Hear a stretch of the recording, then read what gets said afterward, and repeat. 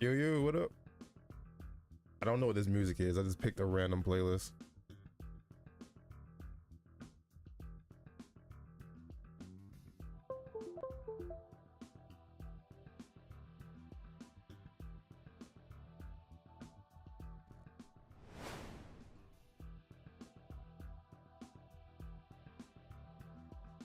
Here we go. Oh, D.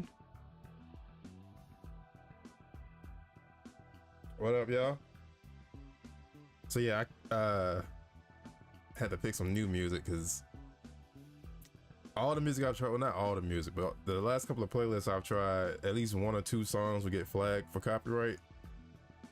And then I would go check the copyright and it's flagged for a song that didn't even play. It's happened like 4 times so far.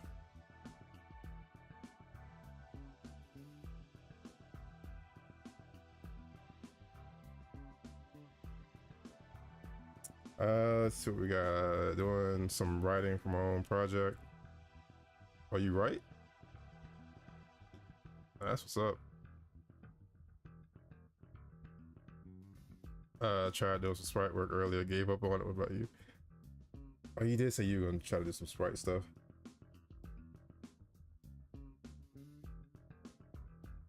I just got to working out. Yeah, I need to right after this stream.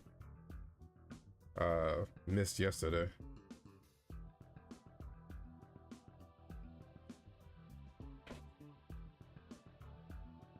What up, Drake?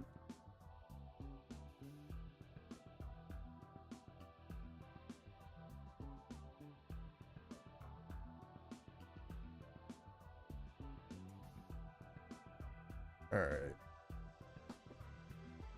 We can go ahead and switch it. Gotta get in nerd shape for cosplay, right?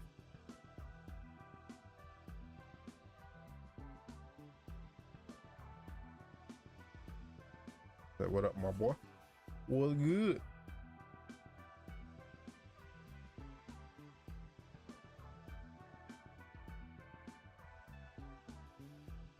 I still gotta figure out, Trizzy, I still gotta figure out what I'm doing. Like, I know at least I'm still gonna do Rock Lee. Pause. But, I might go as, it'll probably Rock Lee and Nanami. I don't want to go as, well, I thought about Jean from Champ Lu again, but that was a lot of shit to walk around in.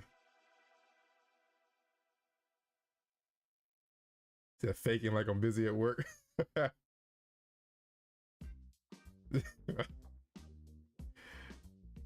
BRRRR, yeah, Burr indeed. How's the Discord coming along? It's getting there. I want to have it go live around the same time as the next devlog, which was initially planned to be this weekend. But got a couple more things to do. But it'd be good to go by next weekend for sure. I want to get all of the element stuff done. That's the last thing I had listed on my roadmap to do before the next devlog was setting up the element stuff and then doing the variants, like the element variants of the special attacks, and then after that it's editing the video, which that shit. What are you barking at? Hold on 1 sec. Might be somebody at the door.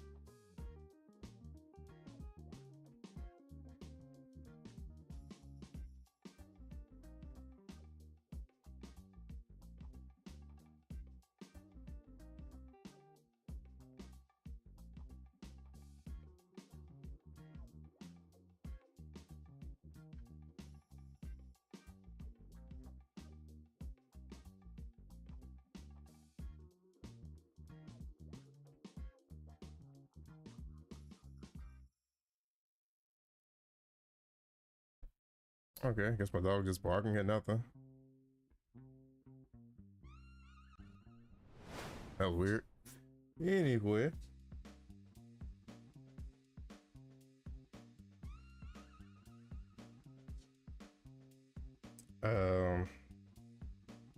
My cosplay ideas are Iron Man Armored Adventures, Lingering Will from Kingdom Hearts 2, or Ventus Kelion from BRRRR Sleep. Ah!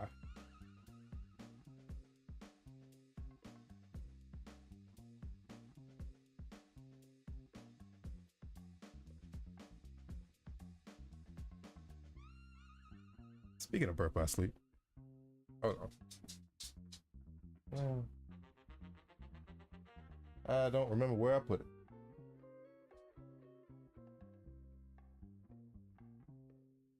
Who knows? I got Vanitas. I got his Keyblade. Don't think it's in here. The Void Gear Keyblade. Nah, not the Keyblade where it's like two Kingdom keys crossed together.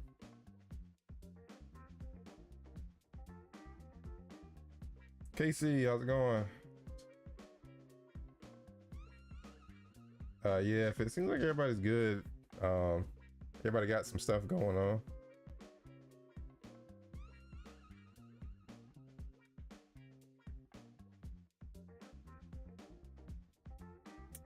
All right, what was I saying before? My dog randomly barked at nothing.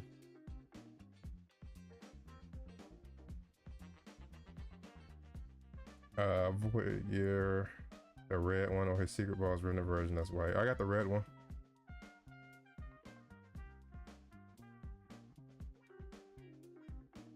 Yeah, I got that and Ultimate Weapon from Kingdom Hearts 2.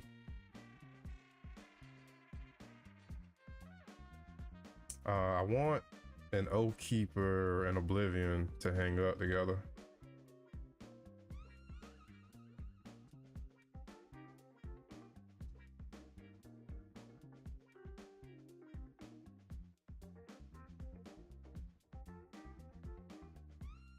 The Lingering Will Slayer, Keyway, nice.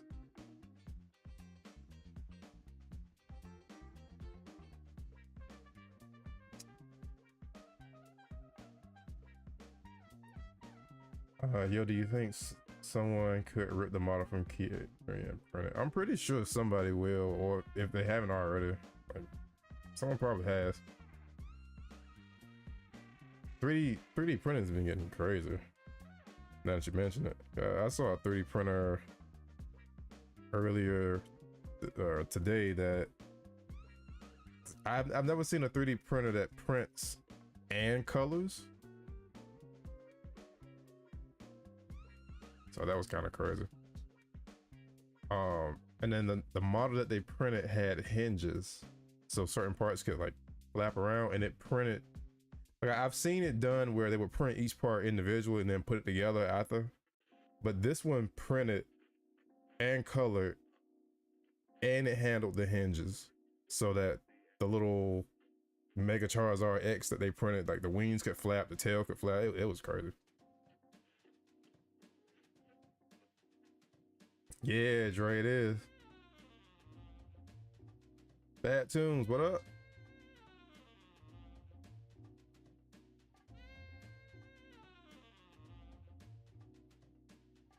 Jilted, welcome in. How's it going? My dog is making me paranoid. She barked at nothing, and now she is sitting at the door staring down the hallway. You good? Hmm.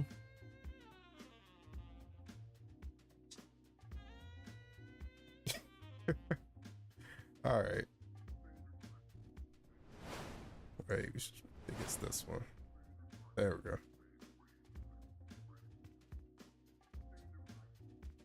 I'm always confused when someone says fam because I don't know if they mean fam in general or just me specifically. I could see how that could be confusing.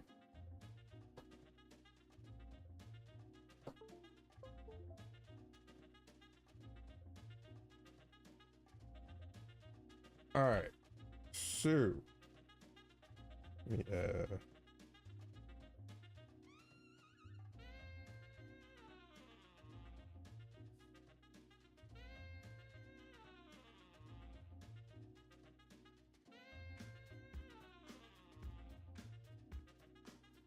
write some stuff down real quick.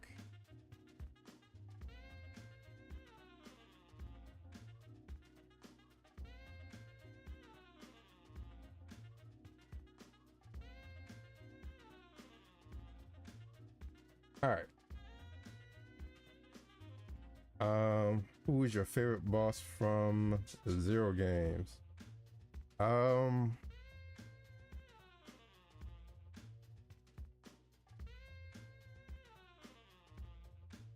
Was it Fenry? Because Fifnir is the Guardian, right? And then Fenry Luna Edge is the Wolf. So yeah, Fenry Luna Edge, the Ice Wolf. That's my favorite boss from the Zero games. Other than outside of like Omega. The Omega fight was crazy.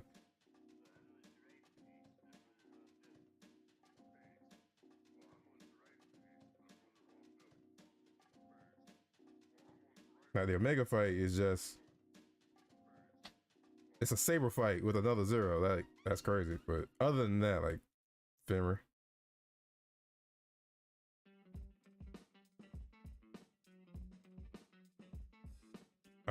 What would be a cool TRW swap for default red, black, and white? Oh, what do you mean? What's that? True TRWIL. You mean like a palette swap for default? Oh, trail.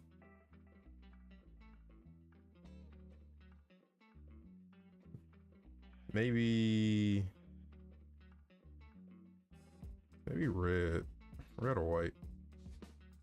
Are you into Tokusatsu at all? Kamen Rider, Power Rangers, Super Sentai. Yeah, Power Rangers. And I've been meaning to watch some Kamen Rider stuff.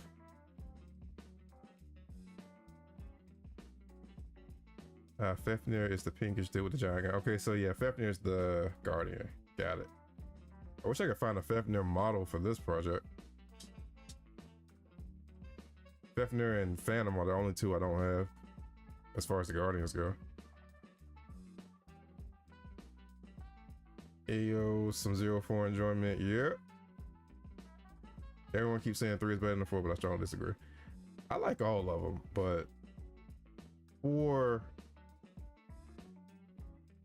I don't know. 4, I feel like I enjoy it 4 the most.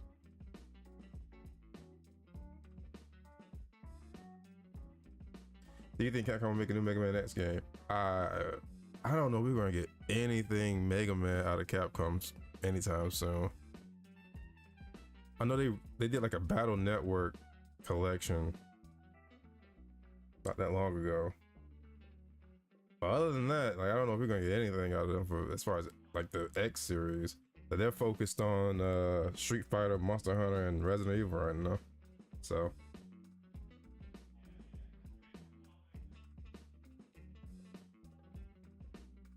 fingers crossed though.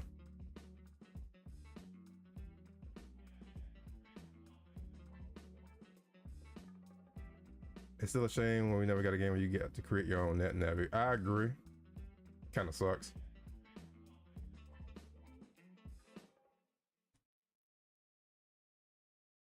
Speaking of Battle Network, there's like a spiritual successor to it that I saw.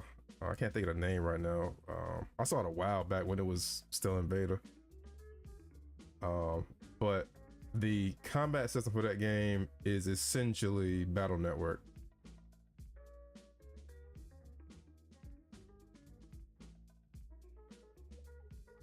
Even Metabots had the browser game. They should make a third ZX game with craft-based Biometal. I need to finish ZX. So I got the collection, like the Zero collection on Switch. And it has ZX. Oh, I beat it, forgot his name. Oh, okay. I hadn't played that. I forgot about Metabots, to be real with you.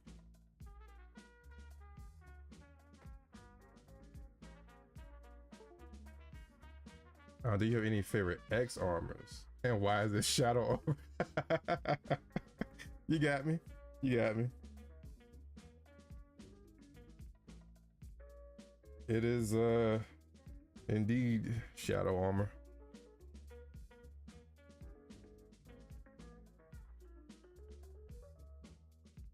I mean, then again, well, yeah. Shadow armor takes it.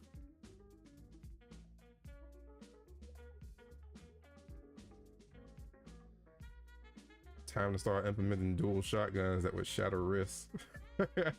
Yeah, you know, that's something I think about when playing shooters. Like, matter of fact, Call of Duty, the meta right now is dual shotguns. The meta been dual shotguns for a while now, I think about it. But it was Modern Warfare 2? I didn't play Modern Warfare 2 like that, but I think it was MW2, where you had it was a double barrel that you could dual wield with an extended barrel. It's like, you know, that your arms would be gone if you tried to fire one of those with one hand.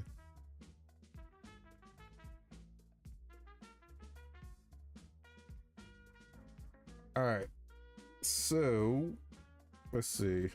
Started a little late, so we'll go to 1 o'clock. Plan for today is we need to add the alternate, an option to switch the trail colors. Like we saw yesterday, we're playing around with some trail colors towards the end of the stream.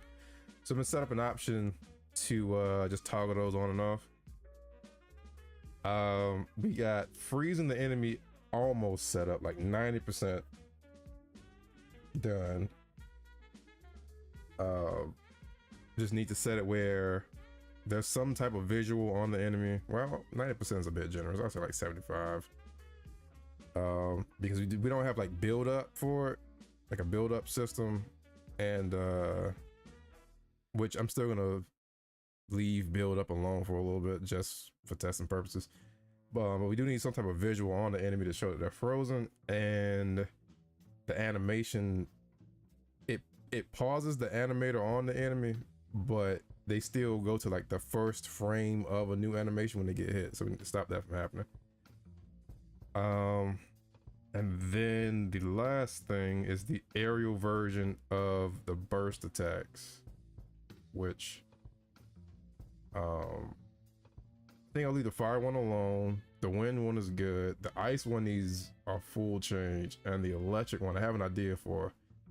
I'm not gonna test out.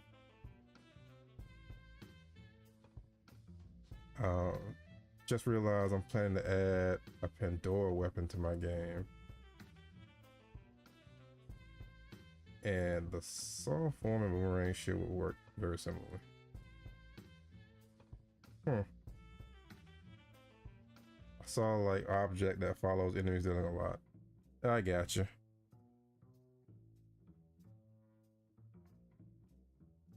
I'm curious to see. I need to get that Discord set up because I'm curious to see what you're working on.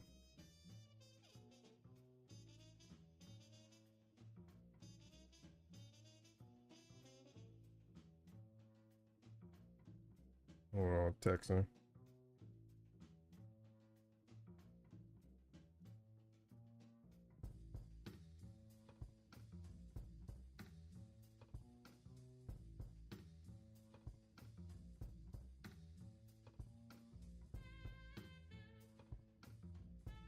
All right. So I think 2 hours is enough time to take care of this stuff. Should be at least. Let's start with those trail colors.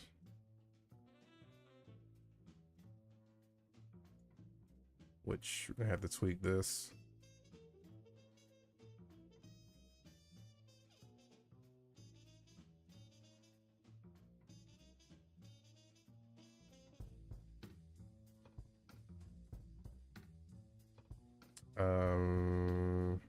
Yeah, got the hex codes from yesterday.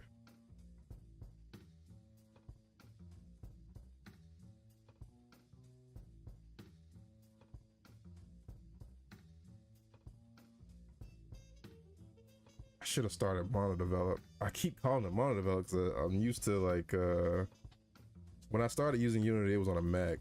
I didn't have Visual Studio for my code. I had mono develop.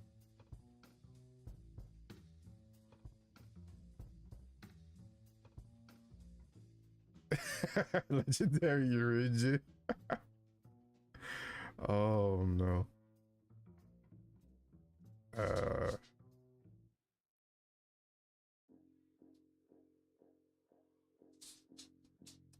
gonna have to change this too.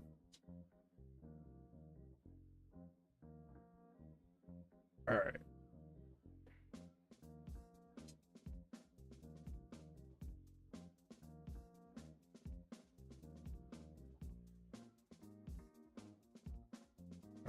So this is gonna throw me an error. Actually, nah, I know a way around it.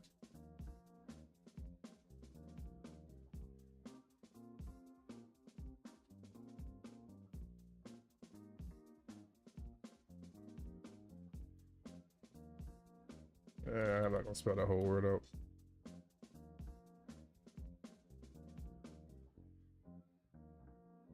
I just need to tweak this.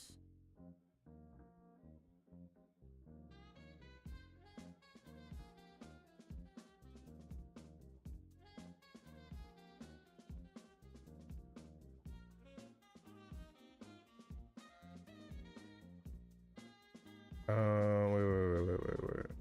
Well, yeah. This returns an array, so that's fine. So I would just need this.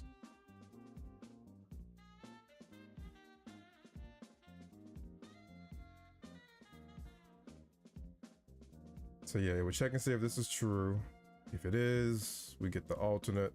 If not, we get the regulars.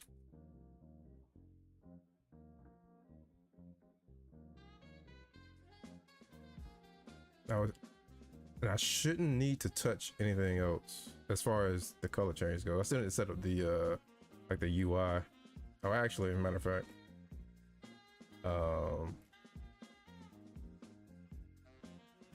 Hunter, how's it going? So Gavi Art, oh, I pronounced that right. I love your work. There's a lot of passion and effort in your design. I appreciate it.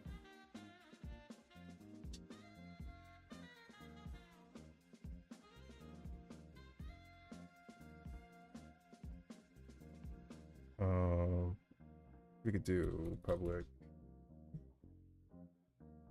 void toggle.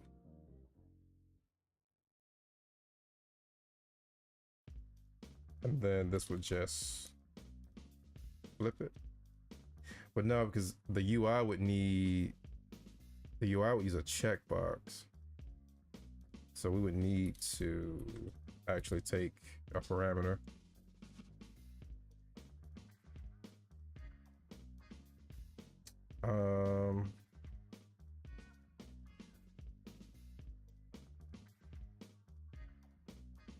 I need another way to do this. Not this route. Probably because we won't need this either. Because I have a script that's that holds the settings, and I'll probably just do it there. So this script would actually need to check that. So it wouldn't be this, it would be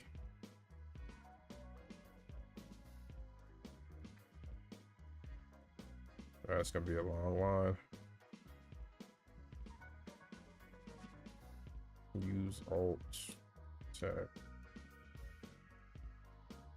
I guess I could just leave it like that and not make it a function. All right, so now we need to go way over here.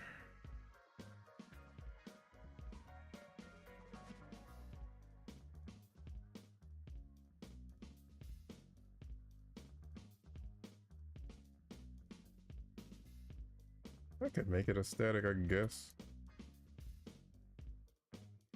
We'll see.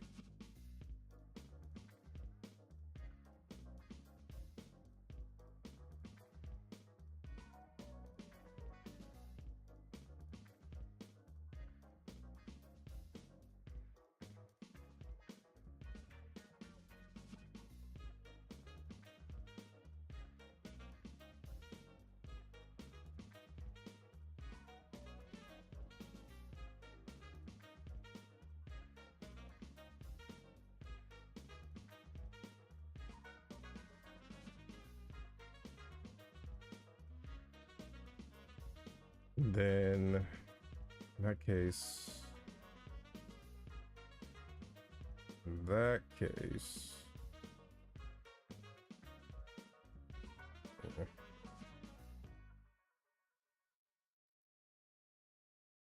I need to go back and change something else.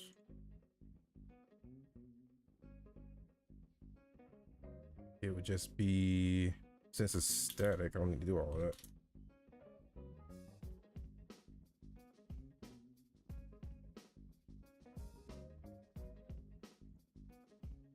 I hope that Capcom notices your great work and there's opportunity to revive this saga with your great talent.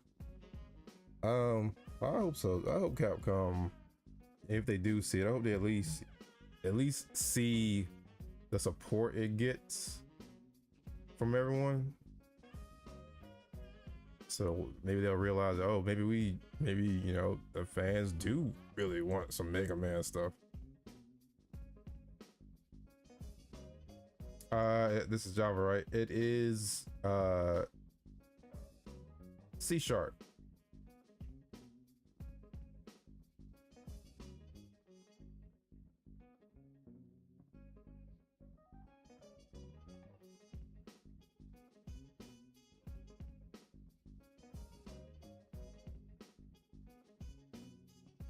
I'm looking for you. Well, I already said that.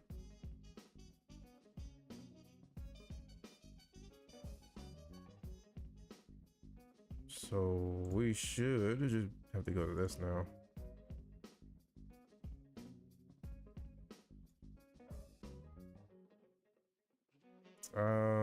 Let's see, I think I just put it way.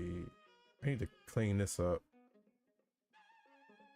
Like add regions and whatnot.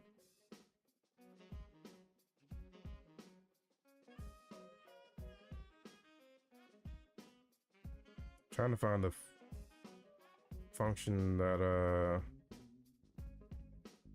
manages, not manages, but matter of fact, I think it has its own script. Yeah, it does.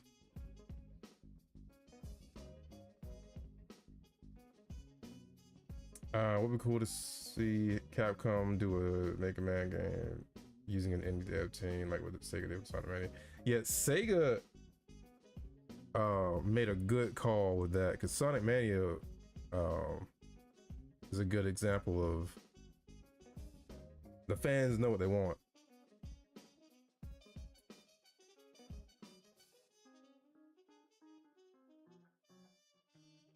This is gonna be a toggle.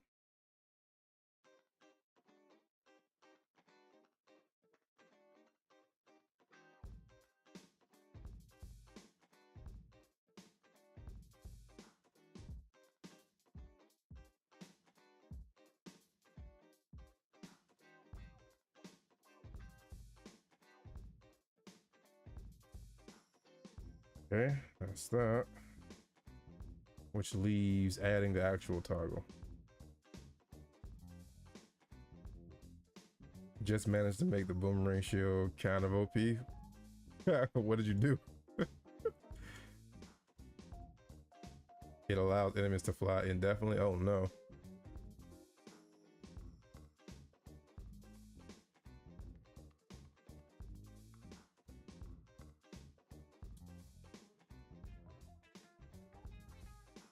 So it just stay, it just keeps them up there forever.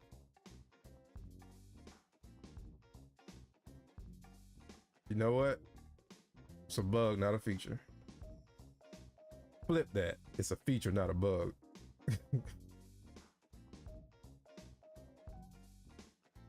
Like until it respawns, they can go up as long as jeez.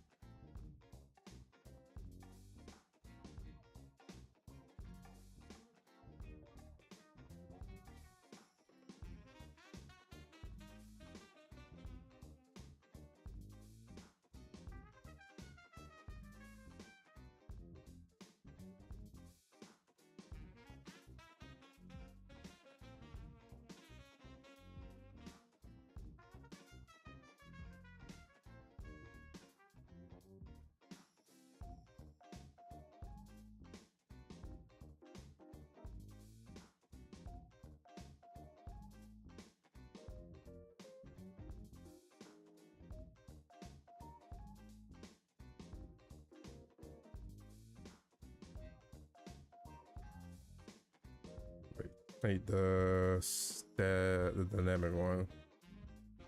There we go. What else I need to tell this?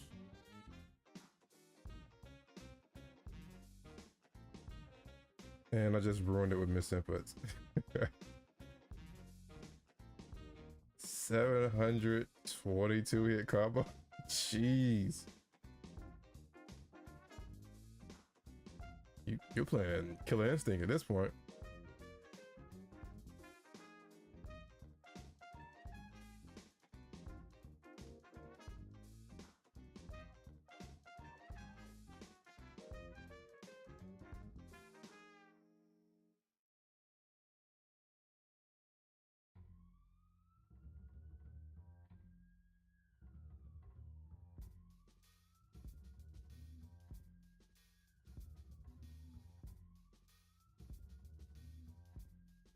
All right, so this is just to, like, let's say we started up, we toggle it to show the alternate attack colors, and then we go back into the pause menu and hit reload scene.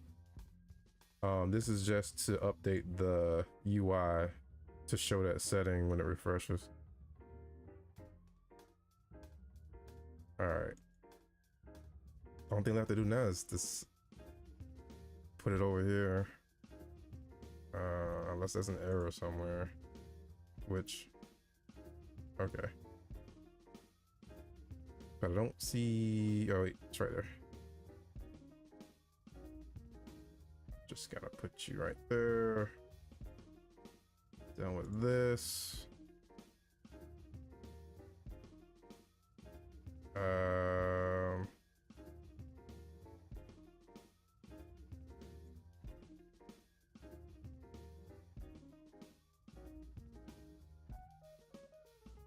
Now we can set these up.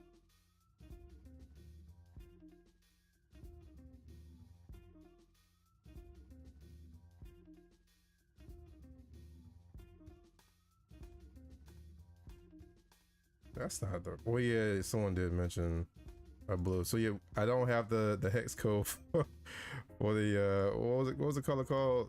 Like piss yellow. I got the blue one because you had brought up Virgil.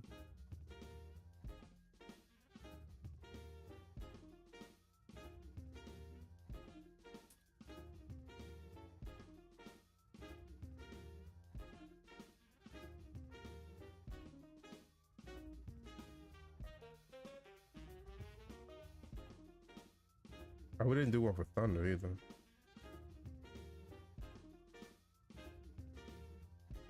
We could try green, maybe. That red on the ice was cool, and that purple on the fire.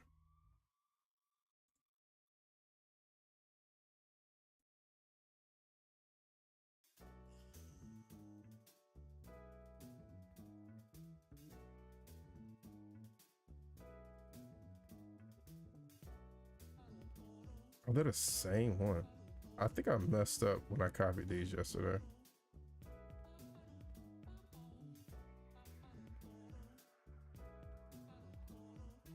I gotta eat dinner, be right back. All right, no problem.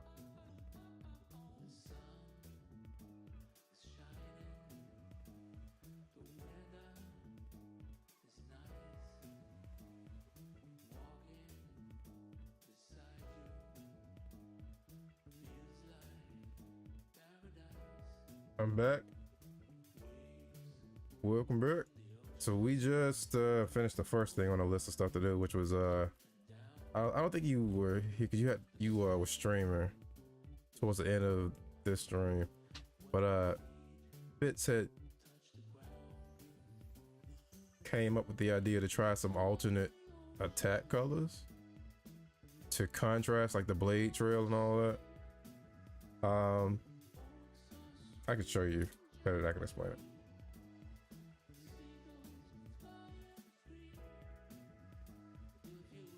So let's see, should be good anyway.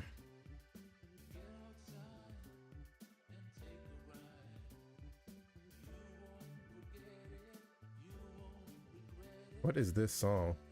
This is what I get for picking a random YouTube playlist.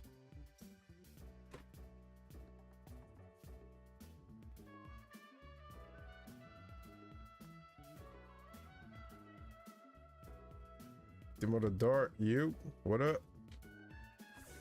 All right, so these are defaults. All right, they match the color, right? So now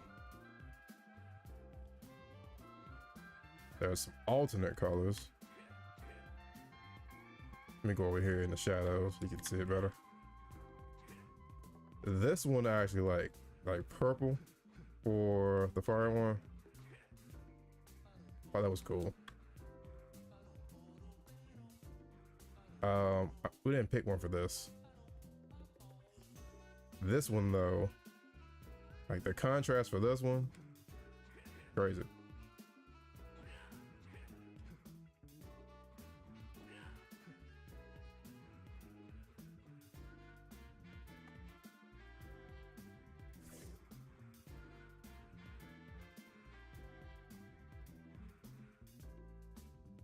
This one too, like the like that indigo-ish blue with the green, that's kind of clean.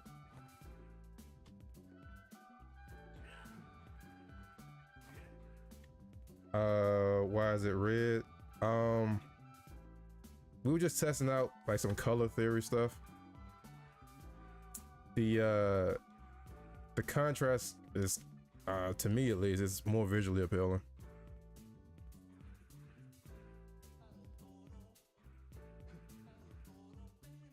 And it kind of makes it a little easier for your eyes to kind of differentiate between the actual saber and the visuals for it.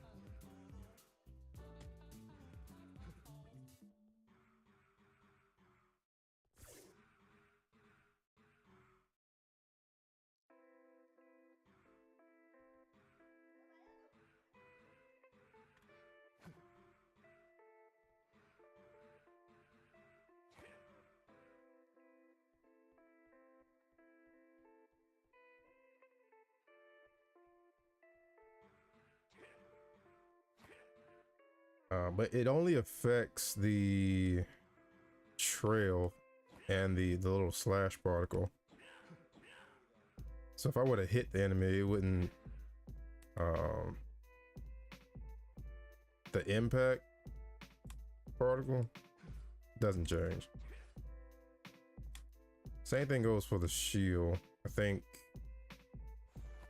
Yeah.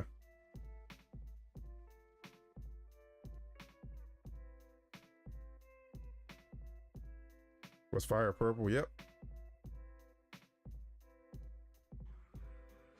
It's like a amethyst.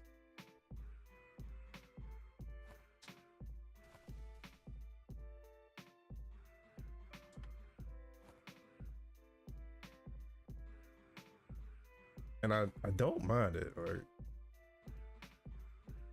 it's like a nice contrast from the orange.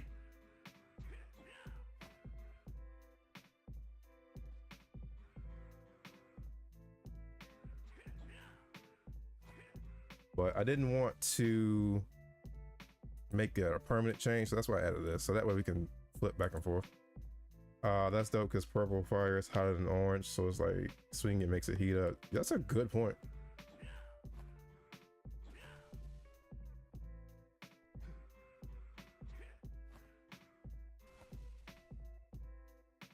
Science.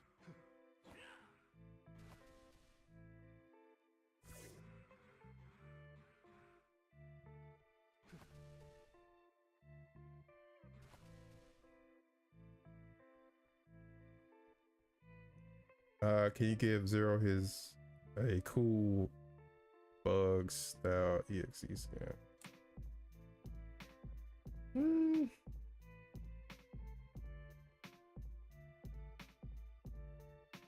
You said .exe, so this is something specific from Battle Network, is what you're asking? Because I can't remember much about Battle Network, character-wise, other than a handful of them.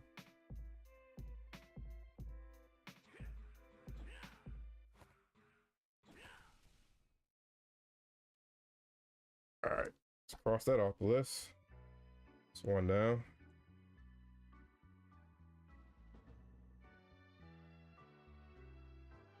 With like a good hour 40 to go. All right. Next, let's take care of this. Wrong thing. Also, I need to put that on. But as far as skins for the playable Zero goes, I think I probably only do maybe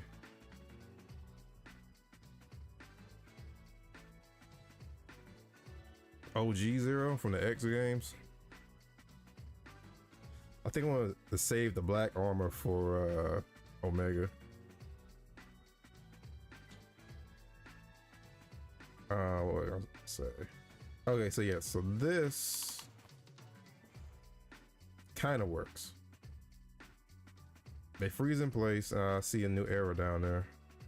I know what it is. They freeze in place. I'll probably extend it for a little bit. And the animator pauses. Gravity stops.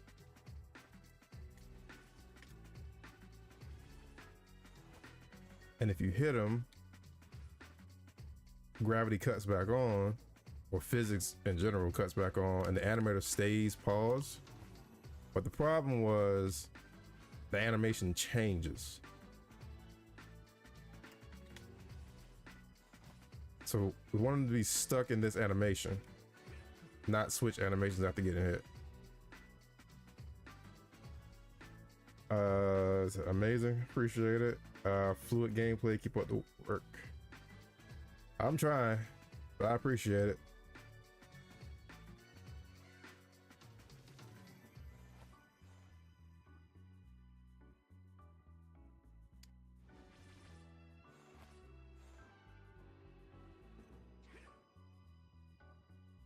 So what we need to try first is getting the animation to stay where it is instead of switching.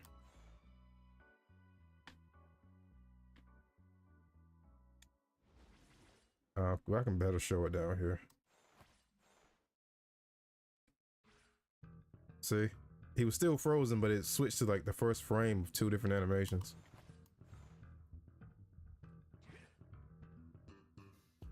Need to fix that. It didn't go back to this, and also I know where this error is coming from. This, which means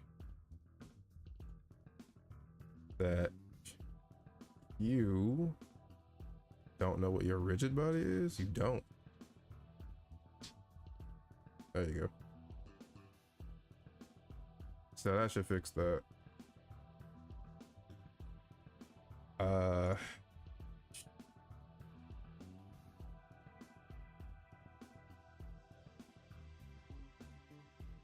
So that's where the freeze happens. Well, that's where the first hit of the freeze happens. The actual freeze happens up here.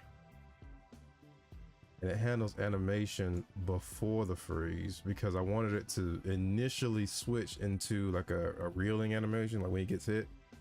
But then after that, like after that first frame of that animation, stop playing the animation, just freeze.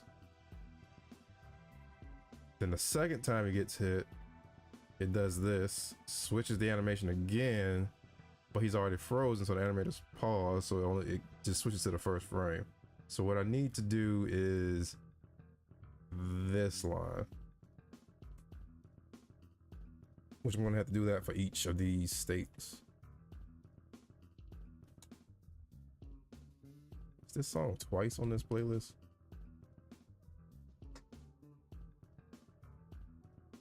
So I could probably just say like, if not frozen, then change it.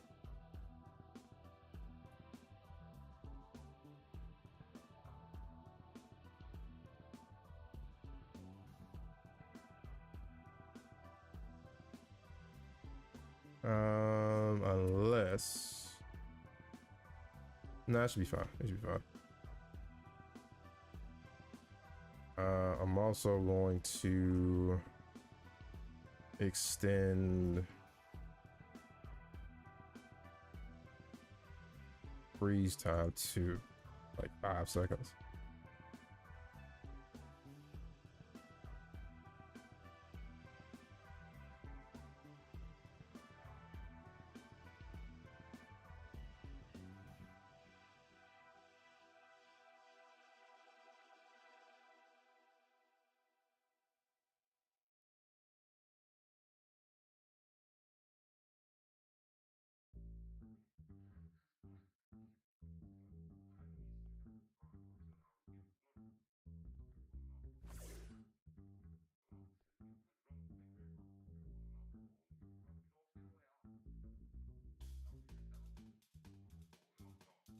What up, Justin?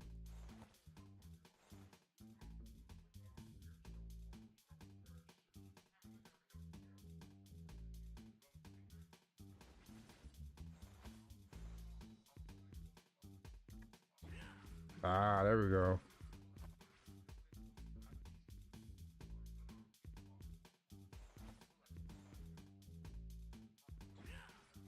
Nope, nope, nope, nope. I saw that. I saw that. Why you do that?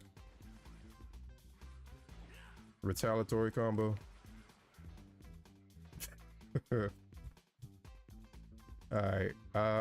It was the section that I said a second ago should be fine, and it isn't.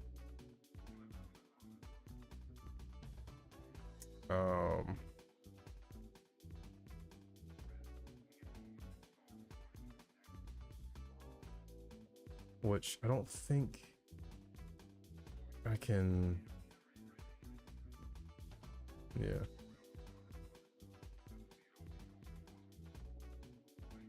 All I should have to do is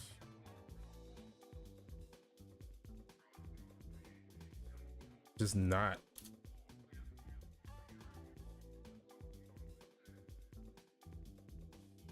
It's frozen. Just don't update the animator.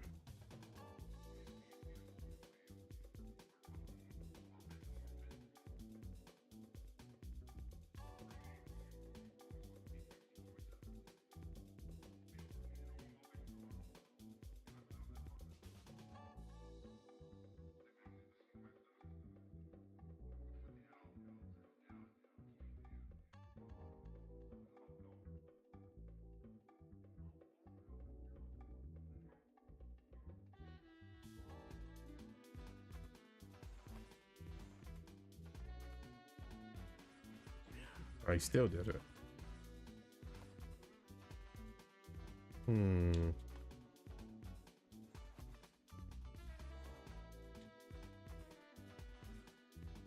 Unless.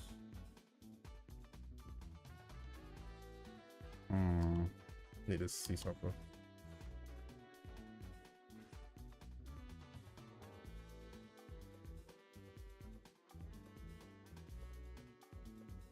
You know what?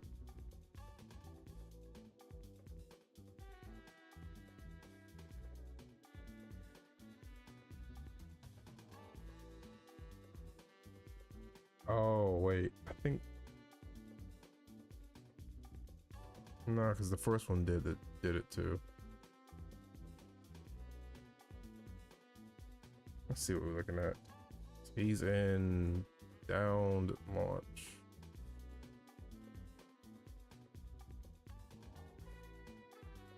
And this animation plays when they're in airfall. When they hit the ground during this animation, they go into this one. All right, so I know what to look for.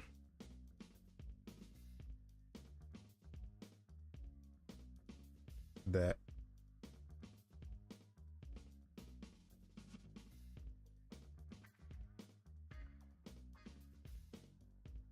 I'm gonna change the music in a second. The first like 3 songs on the playlist were cool, and then everything else is starting to sound repetitive.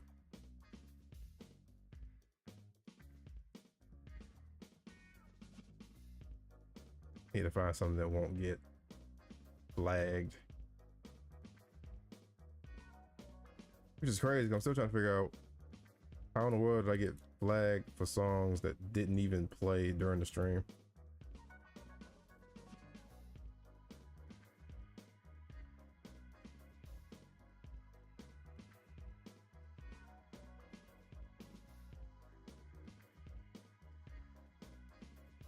Okay, should be good now.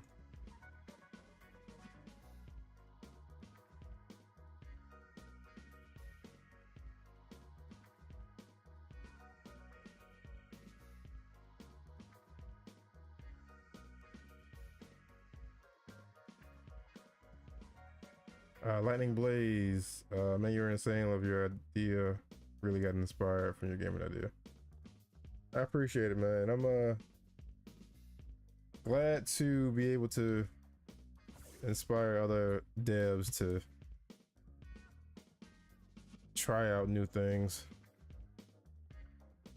We got a couple devs in the chat.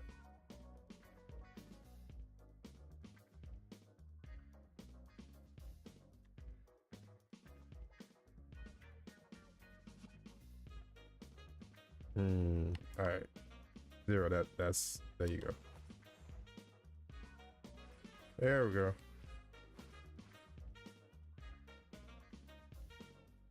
But now that causes a new issue.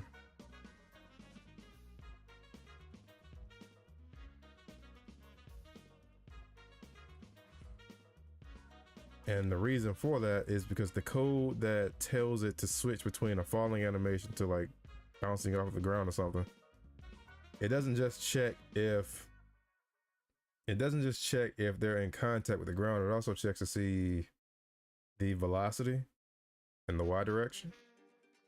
It needs to be greater than 0 or less than 0 in this case. So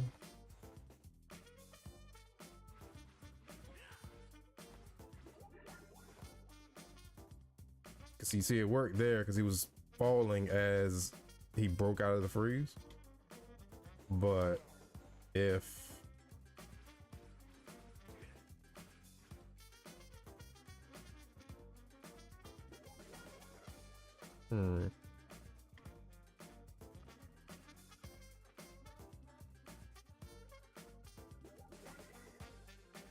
if he's already in contact with the ground when he breaks out of the freeze, he gets stuck.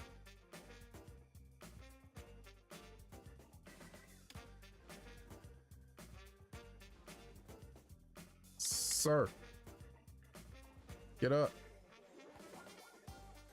Get up, Craig.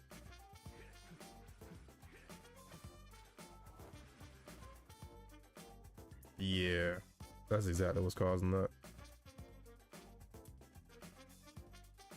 Will you add other characters like Copy X, Seal, Omega, and others? Copy X, yes. Omega, yes. Seal, maybe just like an NPC in like a hub area. Or in a menu or something. Hapuya, yes. Leviathan, yes. Fafnir and Phantom, yes, if I can get the models. And that'll pretty much be all the fights. Oh, and Magma Dragoon from one of the X games, just because I like that character. But that's it.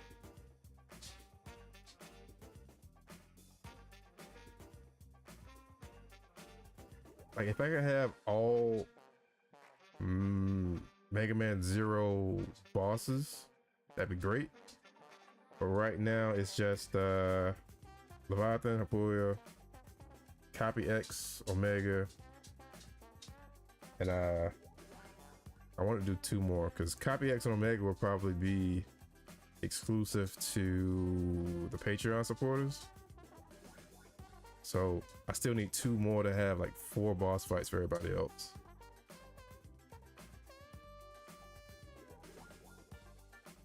All right, so it's somewhere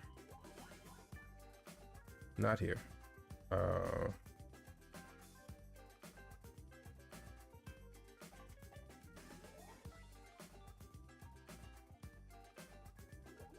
I thought it was one that checked,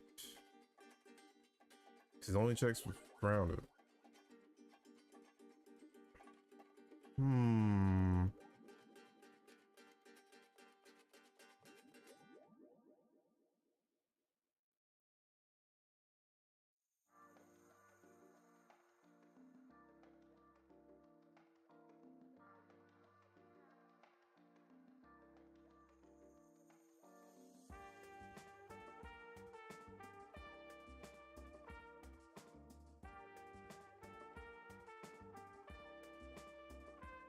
Tell you what, I know a way around this. We'll try that if I can't figure out what's happening here. We need a controlled experiment.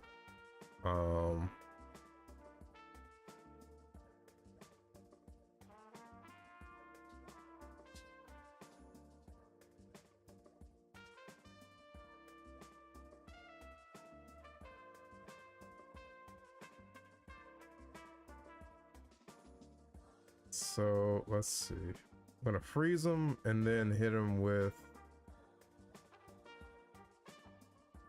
a launch. So I know it'll be launched. It'll be in the launch state. I'm trying to, because right now my brain is figuring out like 2 other ways I could go about this. Because the whole plan was to avoid creating a new state for it and just letting the freeze be applied on other states. But I could easily just give it its own state. Or what I could do is when it breaks out of the freeze, I could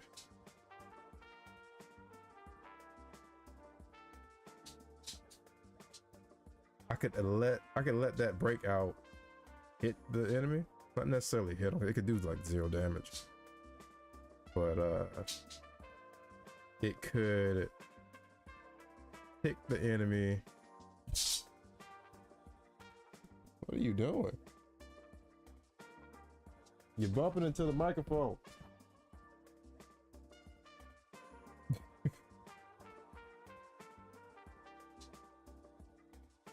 And she's pulling her bed back into the microphone. Go that way.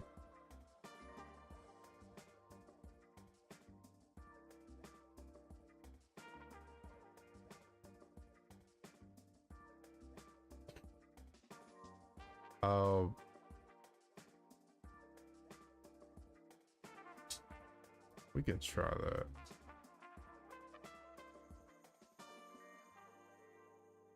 could say, but no, because it happens here and this script derives from this, so I wouldn't be able to do it that way.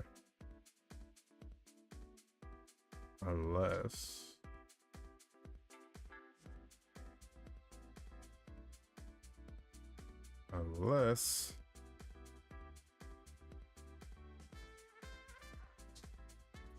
just like one by one. That should be enough. Wait, what in the world did I just type? There we go. And that should pop it up just enough for it to register.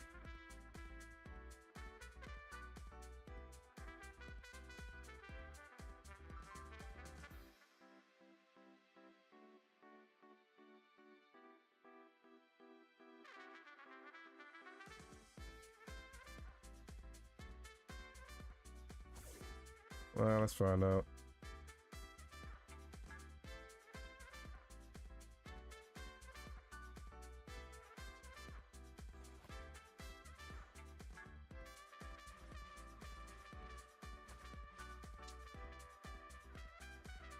No, it didn't. All right, maybe more than one.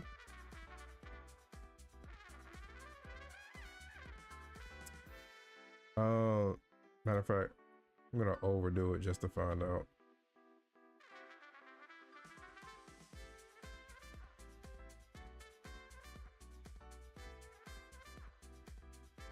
Hey, I'm not much of a programmer, but I finally caught a dev stream. Wanted to say thanks for this, even if it doesn't become a whole game. I dream of making a game like this. Well, I appreciate you being here. Appreciate your support for the project. I wish Capcom would hurry up and give us a Zero game like this. They have the resources to do it. They have the technology. Zero, put the gun away. All right, let's see.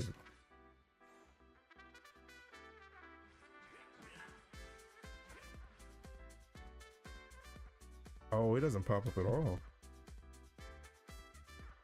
Curious.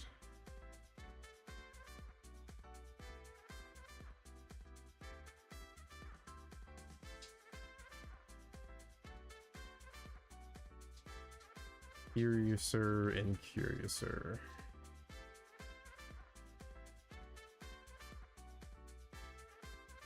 Yeah, I know, right?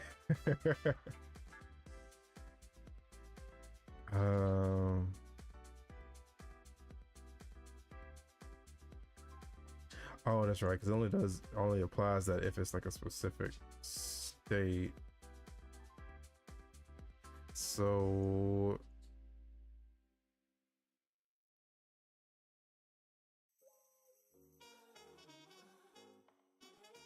I would essentially need it to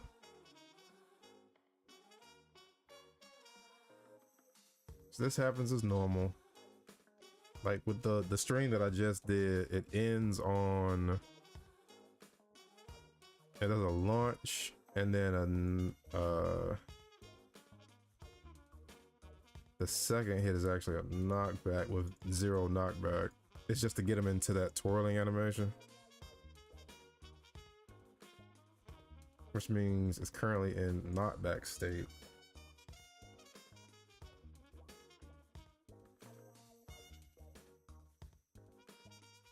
And then it hits the ground,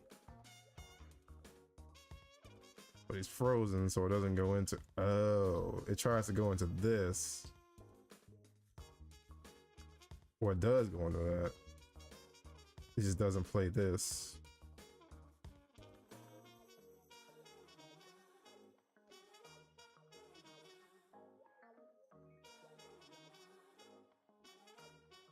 And if it goes into this, it just handles this.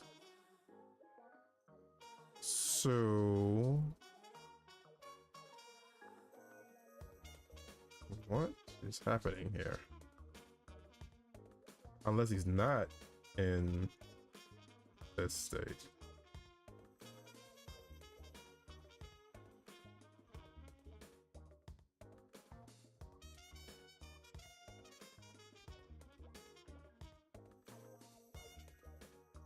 Try 5 again.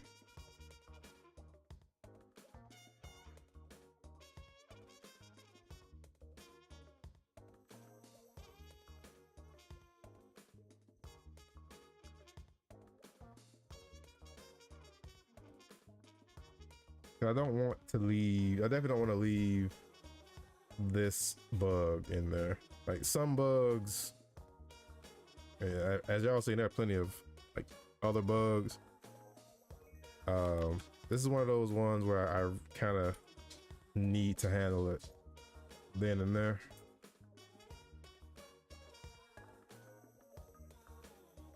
All right, so you pop, boop, launch, knockback, and then the pop-up worked, but it's like he doesn't register the fact that he just touched the ground.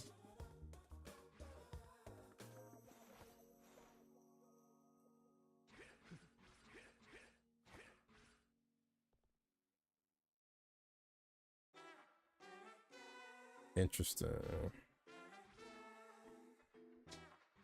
Let me see something.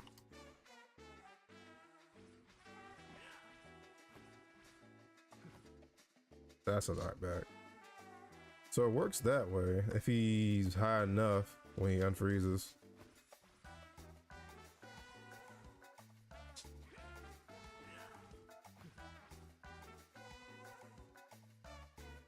All right. So he is currently. Where are you? Oh.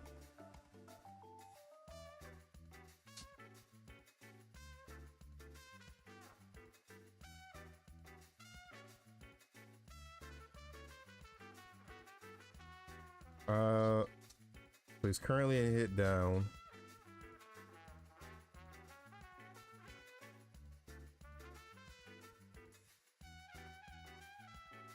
Still in hit down. Still in hit down.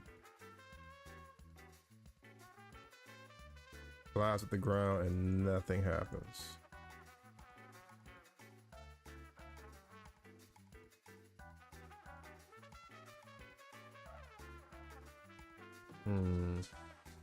Well, now we know where to look.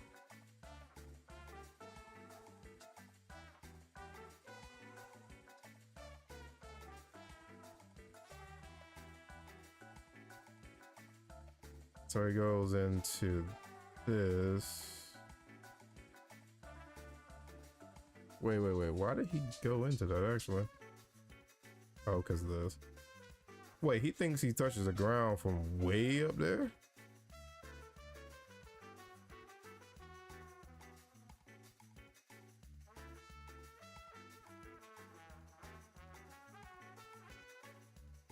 Huh.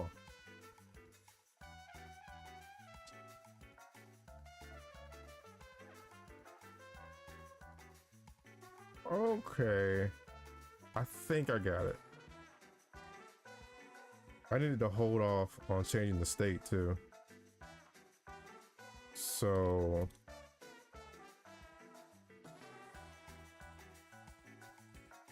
I need to hold off on switching here.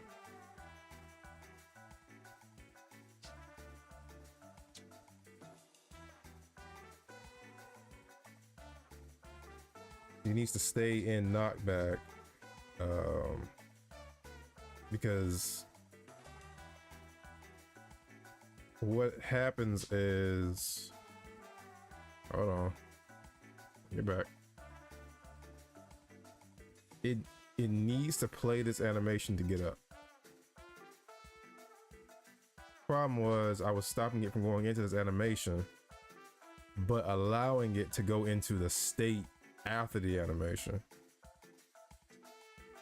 So I needed to just hold off from doing both while frozen. That should do it. Should in quotes.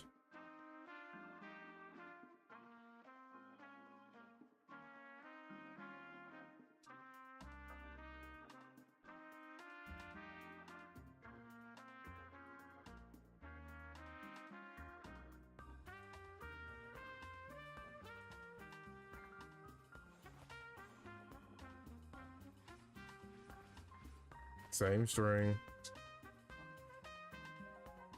Hey, so I'm curious now, would it work without the pop-up?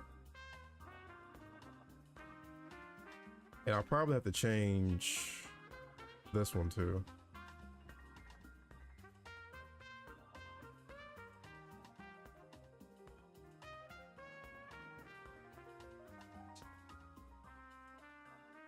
This one too. But maybe not. We'll see. Cross that bridge when we get to it. I think I'll go ahead and put it for this one.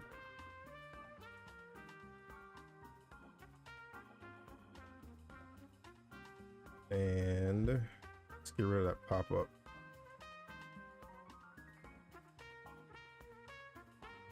See if it works. I think I'm about to switch this. I said I was gonna switch the music up a long time ago.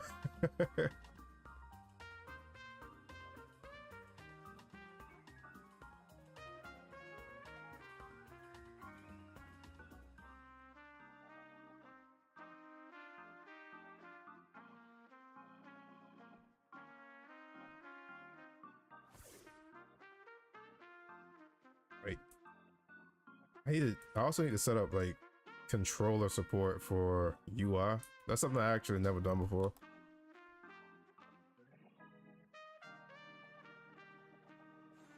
All right, so let's see if it works without the pop-up. Do the same string. Okay, I think we're good.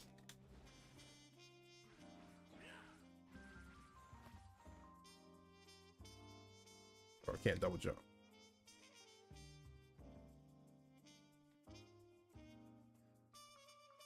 All right, we're all good with that.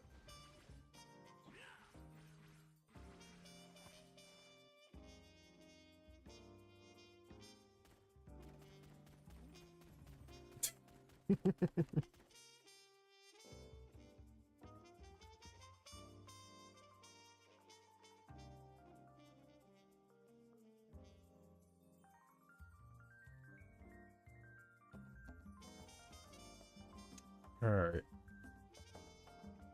So some type of visual. One option would be to just have a different material for frozen.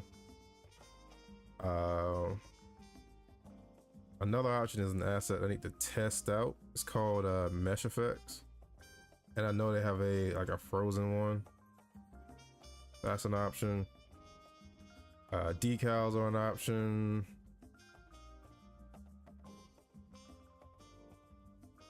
I think for the time being though, I'll just play some particles. As far as what particles, well, we are just gonna go and grab. Is it even up here? Yes, right here.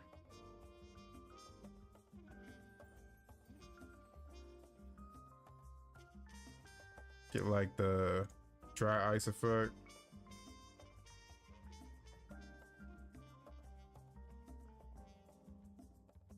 First off, where do I want to put it? Yes, that's a good spot. We'll call it, well, the parent object is going to be called like, it's like debuffs.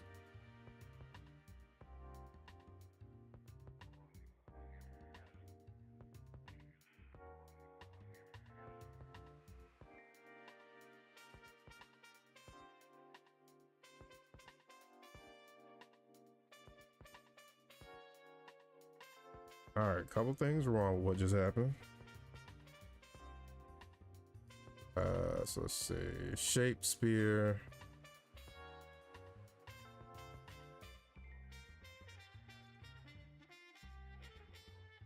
Whoa, let's reset all of that. All right, so first off, no.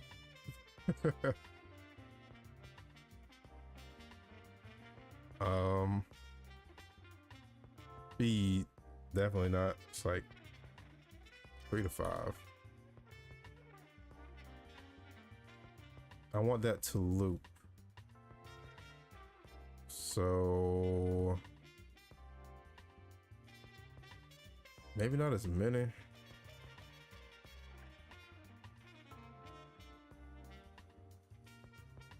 Also, they're way too large.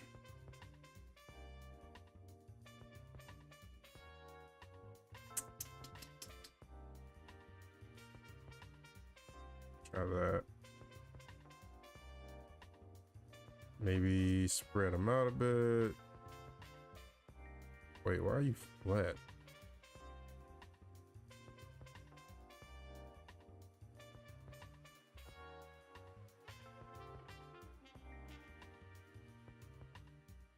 Something like that, but not as drastic.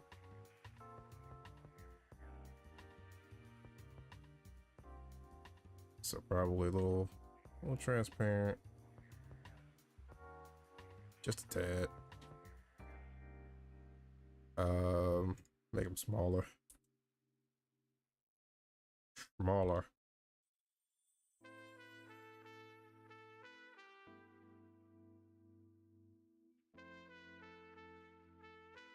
I feel like they shouldn't fly out like that.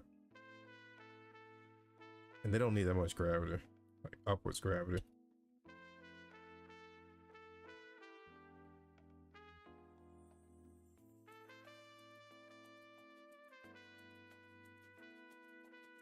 How does it look on loop?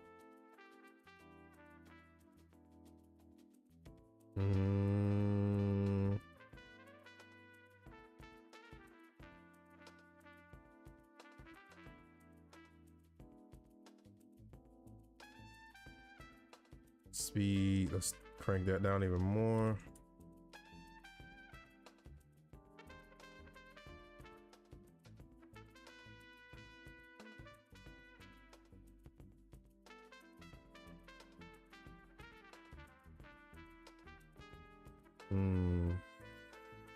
Know what I could also do?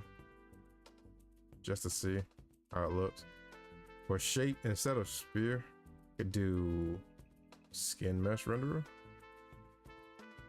And then tell it to use this, like the entirety of the mesh.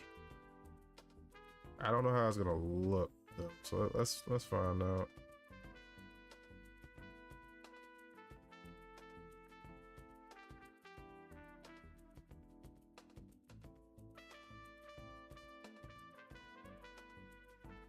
And it should adjust based on what pose he's in.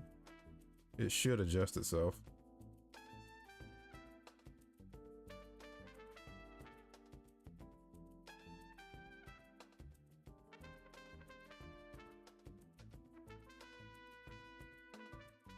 Still think it's too much speed on it though.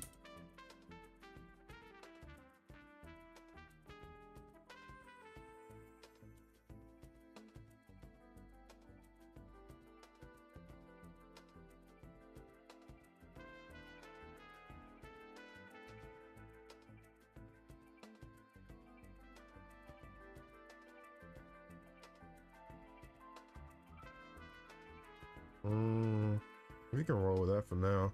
So I'll do that, and also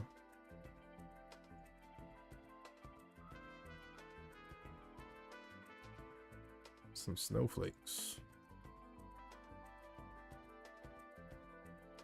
And I'll just do the same thing here.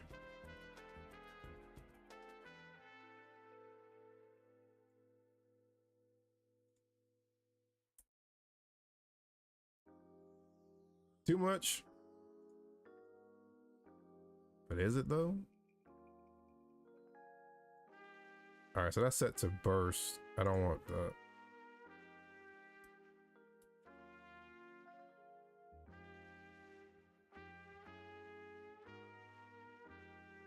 Then again, I think burst might actually be the play. That just looks... Wait, time out. Let's just make them smaller. Maybe that'll help. Also, I'm not trying to get stuck on the visuals right now. That's not bad, actually.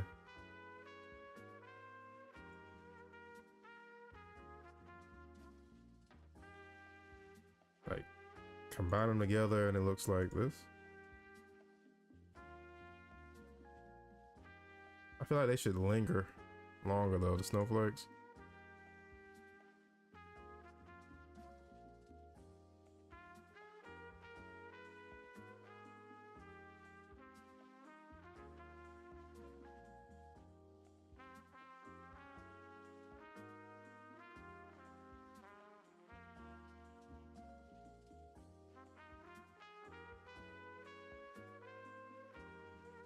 All right, so they're gonna loop.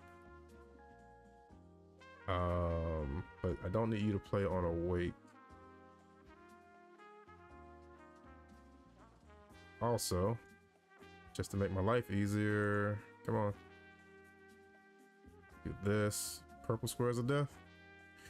It's the quad laser. No one can stop the quad laser.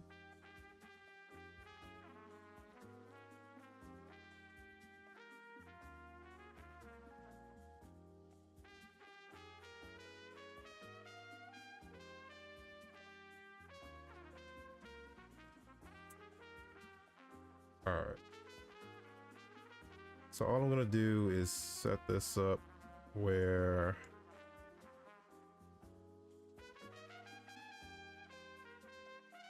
where did I put the, there you go, status states.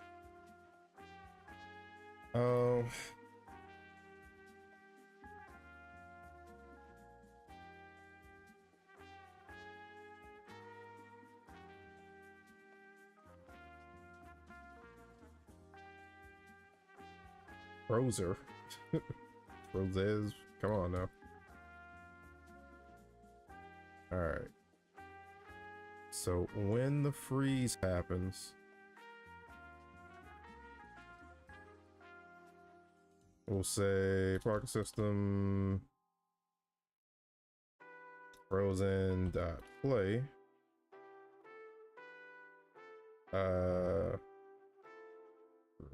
It needs to tell, you'll see why in a second. It needs to tell the child objects particle systems to also play. That's why I set up that one with the pink squares, just to act as a single particle system that I could call from. And then we just take this, and then when the freeze is done, we tell it to stop. Stop. Tell the child objects to stop and just stop emitting. And here is where I would do like some other effect, like maybe like the ice breaking around it or something like that.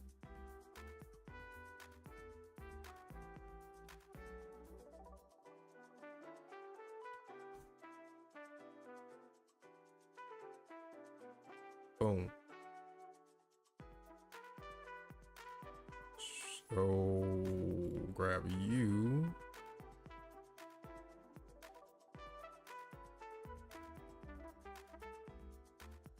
Need to change that. This is not a weapon.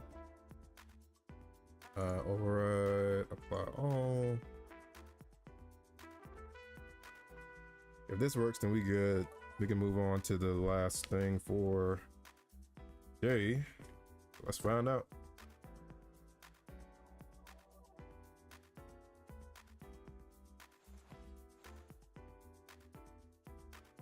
Yeah, look at you.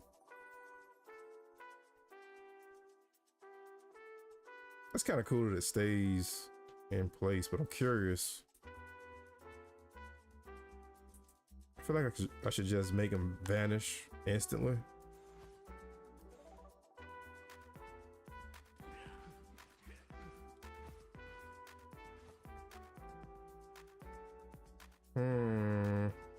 Don't know. That looked a little weird.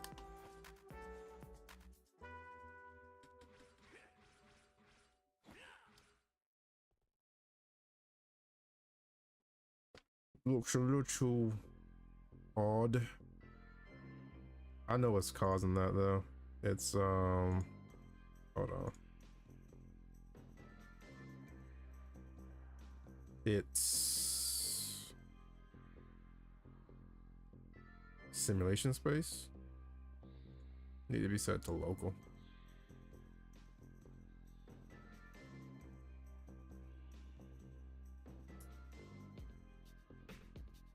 And I think what I'm gonna do is just to have it like immediately just leave.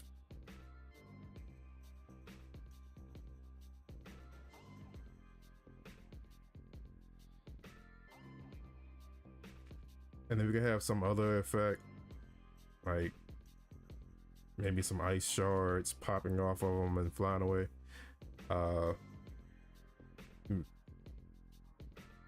But for right now, at least I got the groundwork for some type of visual indicator. So it's not really much to worry about down the line.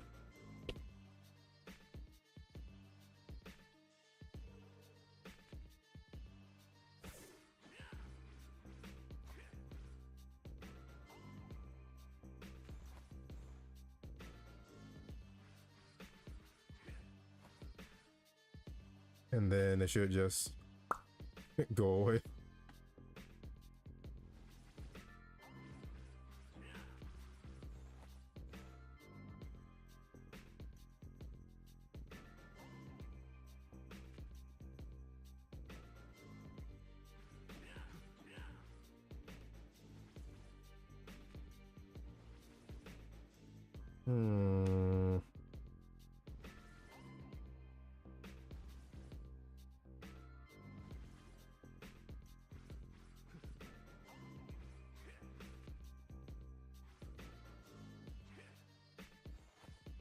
I think it's fine.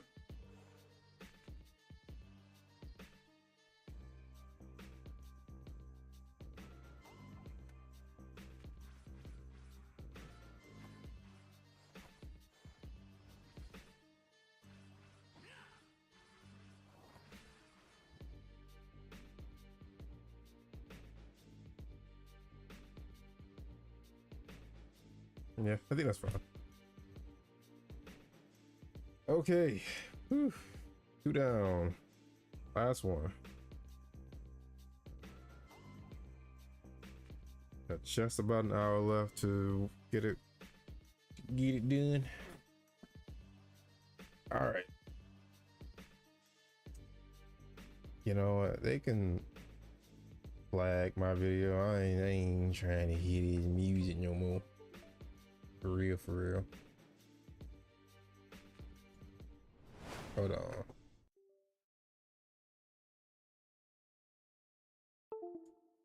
For real, for real. Because a lot of these songs on this playlist are repeats. They're just gonna have to flag my key. I want to hear some other stuff. Hi Blitz, what up? Let's see. So what playlist do I want to play? Because Lakey Inspired is supposed to be copyright free, and one of my Lakey Inspired songs got, well, 3 of them actually got flagged from yesterday's stream.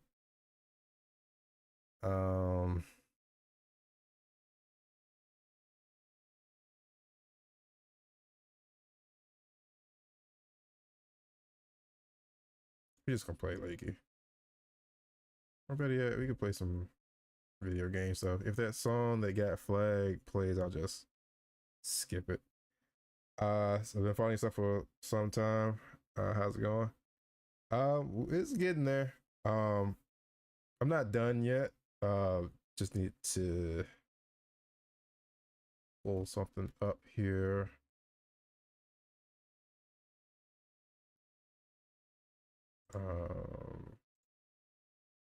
Yeah, we'll just switch to that. The playlist that I had picked from YouTube was I was kind of getting over that. So, all right, we're good. Switching back.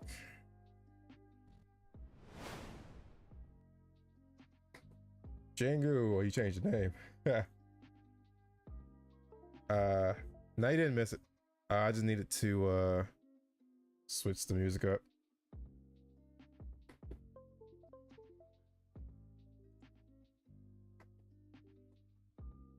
You still got about 50 minutes. It's never done. Yeah, that's game design for you. It's never finished. I'm a game designer as well. I've been working on a 2D game for over 4 years now. Jeez. I think the Zero project just hit like a year and a half. But that's cool though. We got a couple devs in the stream.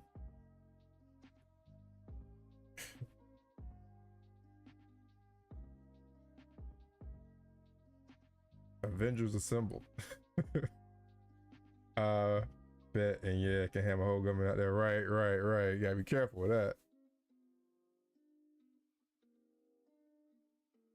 I've been following for a year now. Well, I appreciate you being here.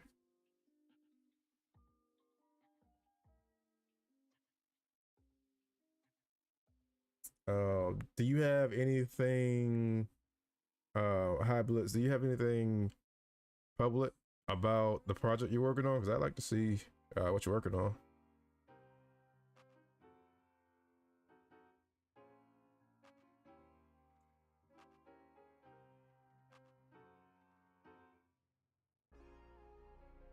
All right, so ice is good. The last thing we need to do, it'll be the last thing I work on for the stream. It's on YouTube and there's a demo on Steam. It's called Mirror and the Legend of Jin. Write that down.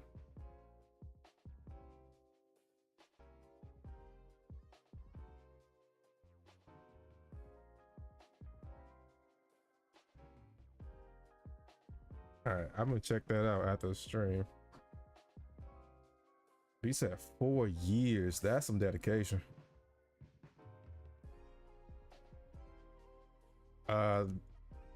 This project is the longest project I've worked on, I think.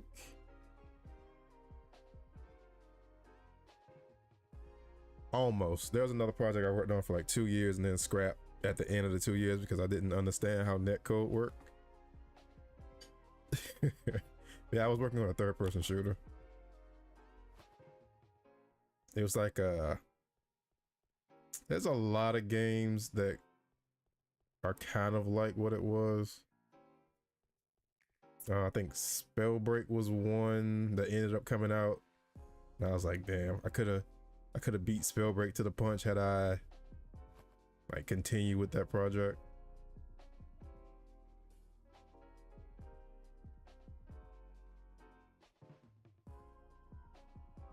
Height for the attack speed chip. This one.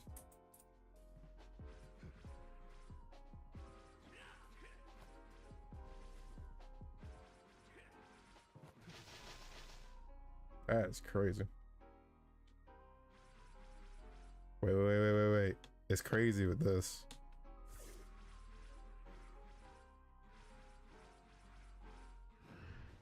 Jeez, that is a bug.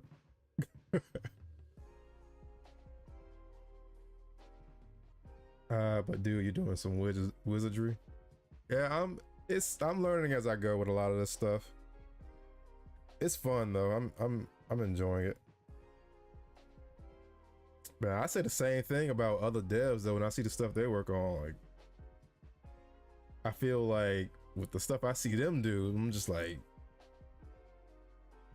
y'all got it. Y'all the real magicians. The enemy can attack. Yeah, it can swing. It'll swing once, and once he gets hit, he just, whoa, that whiff. Oh yeah, that's right. I need to extend the hitbox frames for some of these when the speed is up. Welcome back, Fitz. What speed did you set for? Right now it's still 2x, but I'll probably go a little lower. Maybe like 1.5, 1.75 at most, because 2x is almost game breaky.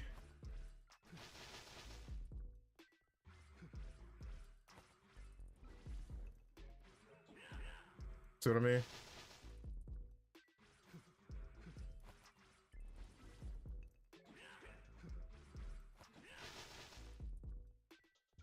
Yeah. Get 1.5 or less. Come on, Fitz. We saw what happened yesterday. We saw what happened yesterday.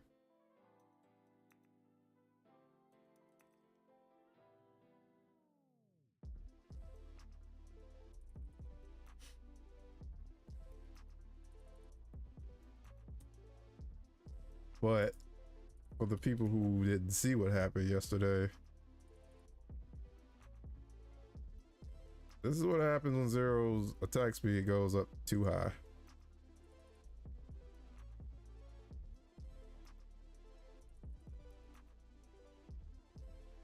Where are you? I know yeah. Oh, it's at 1.5. I thought it was at 2. So it needs to be less than 1.5. Jeez. I need to make this consistent because I call it the electric chip here and the thunder chip here. So yeah, for those who didn't see it yesterday, we cranked it to 10 for some reason, and this happened.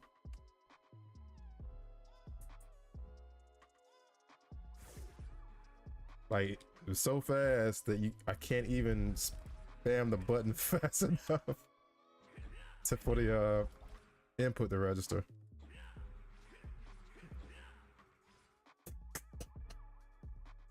It was just bad. It's just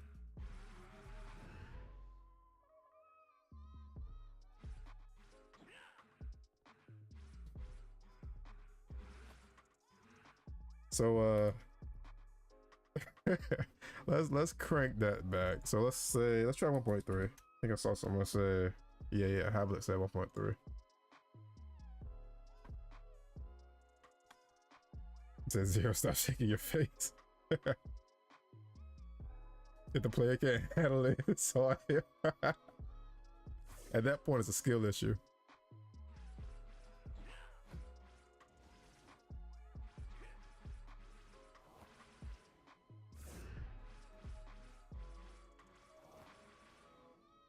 Hmm. 1.3 feels comfortable.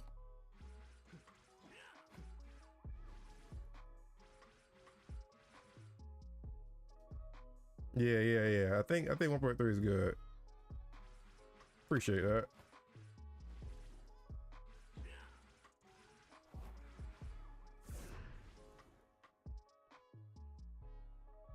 I still need to get the animations to sync up with the speed he's moving at.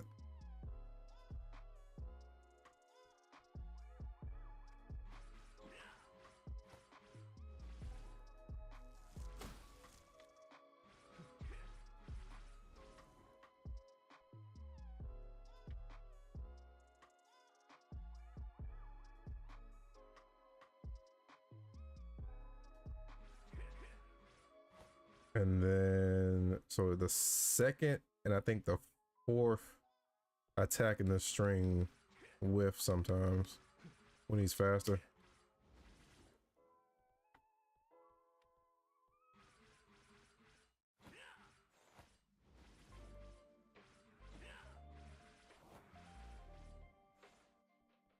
Oh, wait, I see a combo.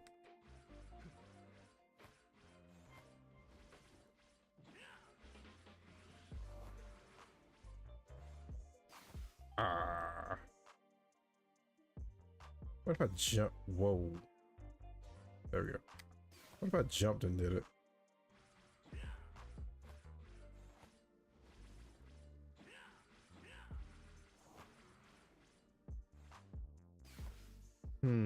Still no. What about...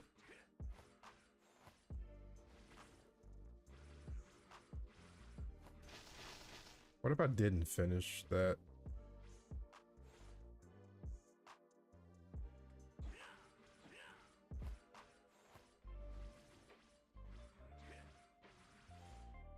Oh, and you can catch him on the way down. Okay. All right, let me stop so I'm gonna get stuck laughing.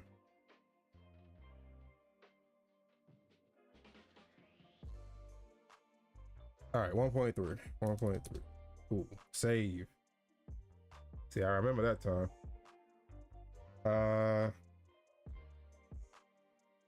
We should have a skill issue chip that makes him uncontrollably fast. Oh man, that would be hilarious. 369 are good numbers. Learned that from a great man named Nikola Tesla. Ah.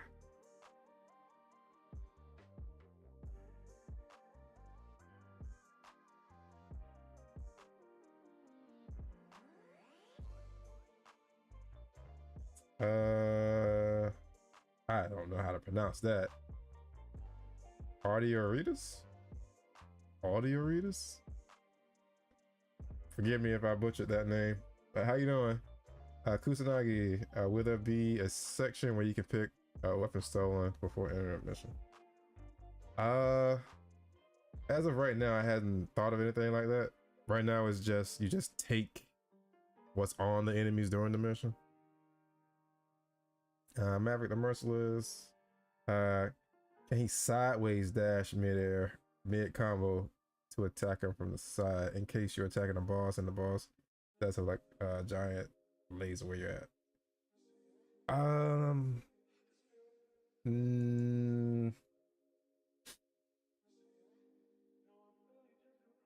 Yes. But only with the recoil rod. So, because he can't air dash with any other weapon. Only this. So let's say I'm locked on to an enemy and I can do this.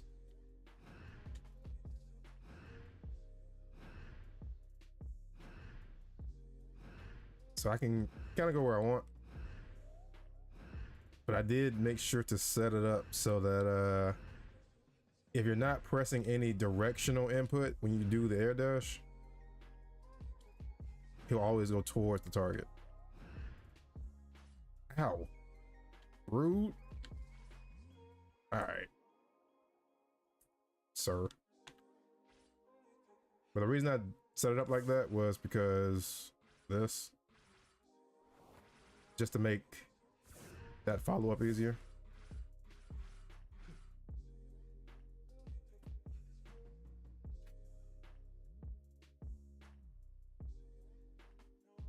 Let's see. Hey man, my fan, Mega Man 0. So far, this probably be good. Transition to 3D. Keep up the good work. I appreciate it. You nailed it. Didn't realize you did dev streams. Excited to see your process. Making a Mega Man 0. Here, action. Great. Appreciate it. Yeah, I'm trying to have a consistent schedule with the dev streams because one, I know the time between devlogs is kind of crazy because it just takes a lot to work on with this, and I do all my own editing for the videos. So I want to try to do these, one, to have some content between content between devlogs, because even devlogs for other projects, like smaller projects, like the Final Fantasy VII one that I did a while back, that still took like a week, just about. So yeah, just to try to have some stuff in between devlog videos, and also to keep myself accountable for working on this project, because I started getting burnt out hard like earlier this year with this project. But you know, being in here having a chat with you all, it definitely helps. But yeah, I'm trying to get a consistent schedule of Monday, Wednesday, Friday at 10 a.m. Eastern. I missed Monday this week, so I went live yesterday to make up for it. Can we see the alternate trail effects? I sent that lead beforehand. Gotcha.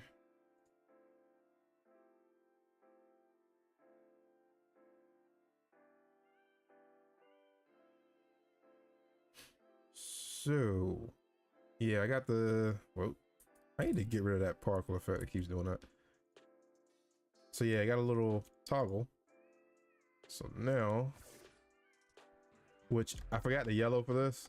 I got the wrong hex code, so now it's just blue. Then there's this one. Need one for this one. Maybe a green or white, I'm not sure.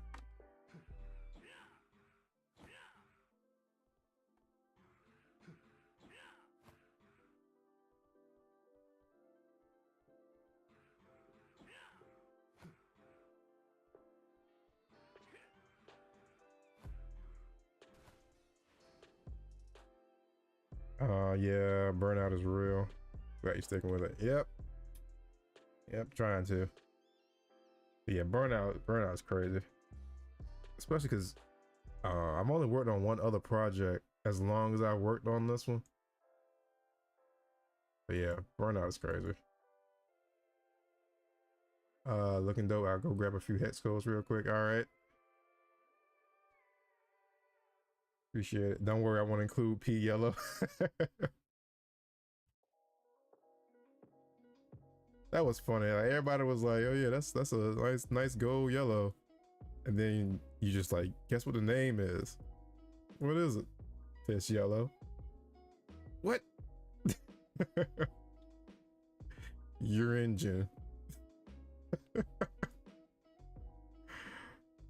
All right, so about 34 minutes, and I need to tweak the aerial burst stuff. So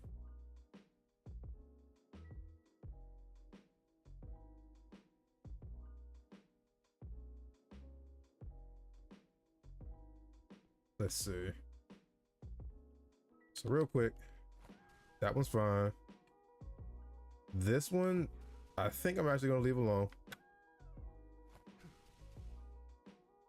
I don't mind it. This one I'm gonna change. Someone gave an idea yesterday that I'm gonna test out and see how it looks. Whoa, one was way down there, which is actually what I'm gonna be planning to do. I'm not sure why that one is down there now though. That's kind of weird. Whoa, why is it kind of doing his own thing right now? It's supposed to be a straight line. Well, either way, it'll be fixed. Can you do Harpoon's triple dash in green form? Sorry, I just like dashes. No. The only thing wind form does is allow a double jump, which I need to add like a visual for this and maybe an animation. Let them do a flip or something.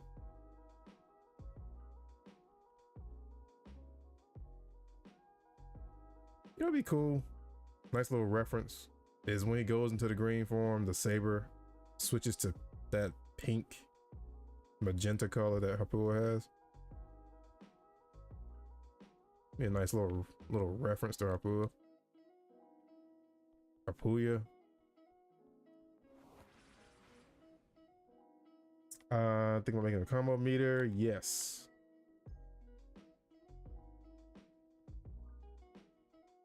All right, so we got the hex codes. And see, that would be for 0.0. That would be for ice.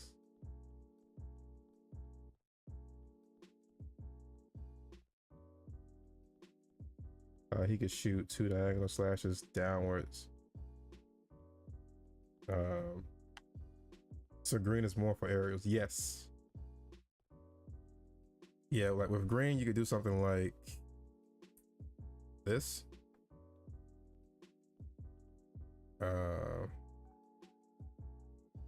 Let's say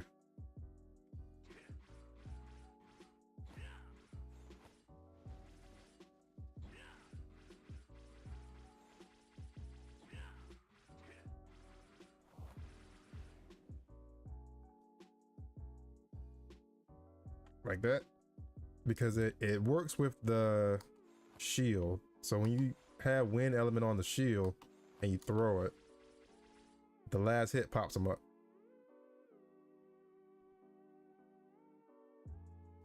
Your combo, oh, I think your combo was what? Oh wait, yeah, your combo is different now since we got the double jump. But no, your combo, we switched to electricity at the end of it. So yeah, we'll do it. All right. See if I can remember. So it's this, and then during this, I need to switch to recoil. Do the recoil combo. Yeah, I got it.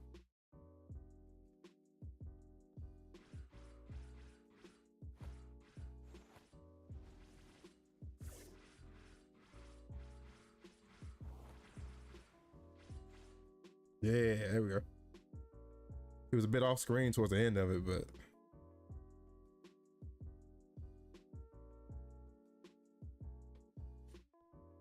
never thought I'd main my least favorite color. I said the same thing. I'm not a fan. I'm not that much of a fan of green. And I say that even though like one of the main colors for my channel is green, like blue, purple, green.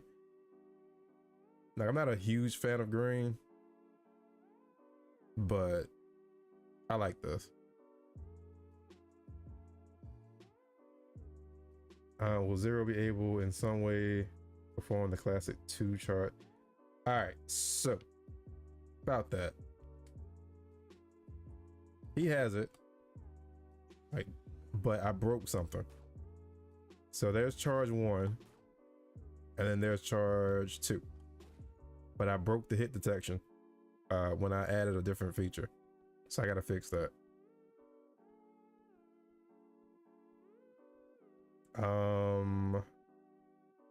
And the blade beam. So about the blade beam, haven't done it yet.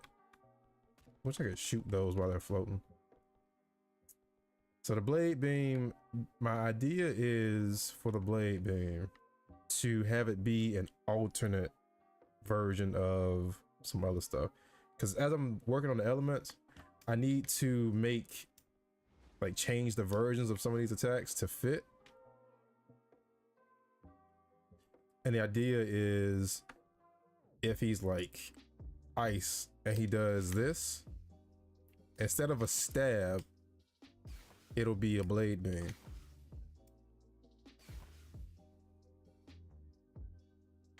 Or I could, nah, I don't want to get rid of Shippu.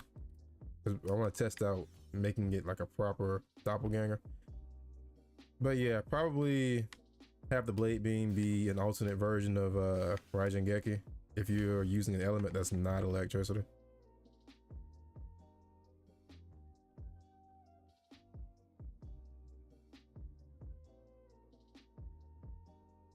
Kusanagi is an attack Omega has. I have to consider it a feature in the original Zero Body. Right.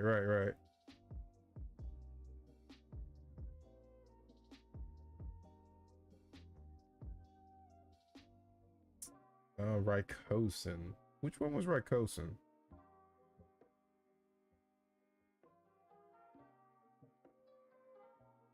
Like I was saying yesterday, a lot of Zero's attacks across the franchise, some of them are like the same attack with different names.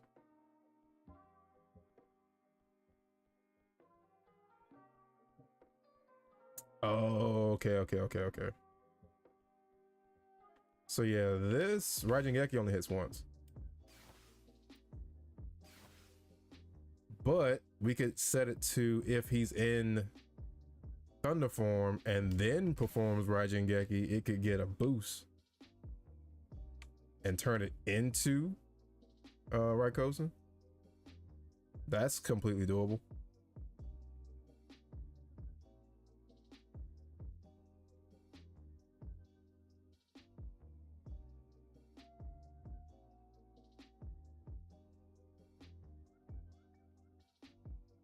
Turning it into Raikosen would be sick as fuck. Yeah, that we might just go for that. You said Raikosen's the lightning dash.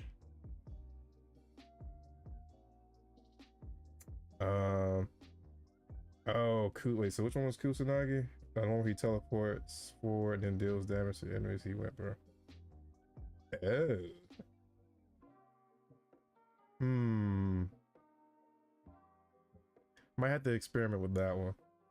Sounds cool. That would be a good combo finisher.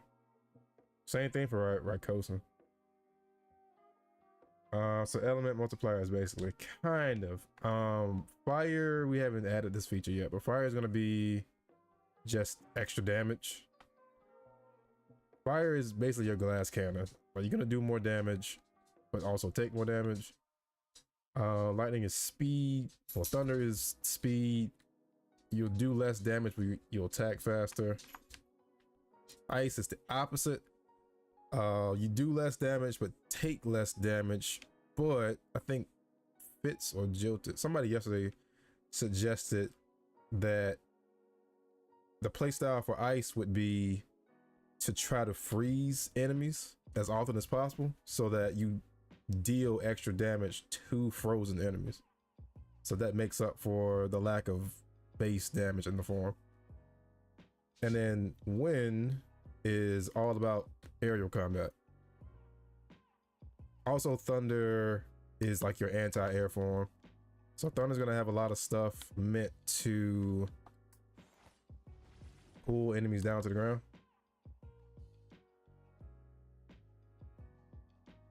Speed runners on their way to choose fire. Will fire have a lingering burn effect or just do more damage? Both. So far, the only status ailment that we've got done so far is freezing.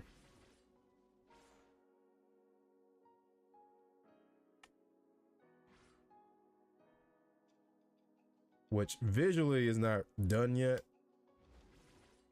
but functionally it's pretty much done.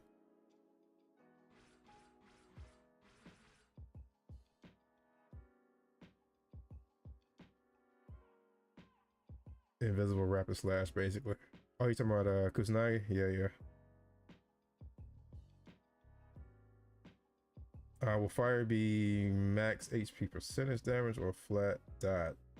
I hadn't even considered having it be percentage based. I feel like percentage based could be a bit strong in the right situations.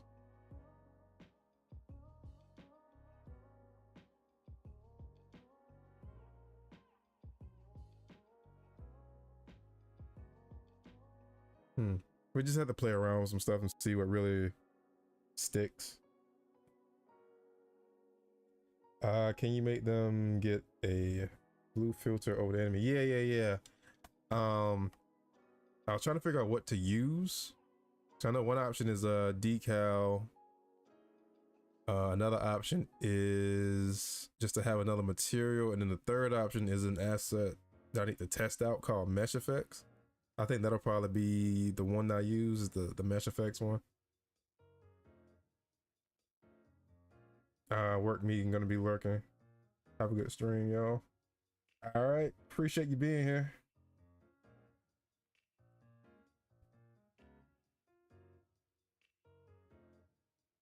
But yeah, if you gotta lurk, I don't mind at all. You know, people got things to do, so it's all good. Are you planning on having weapon charging? In a sense, only by reference, honestly, because the only one you can actually charge is the Buster.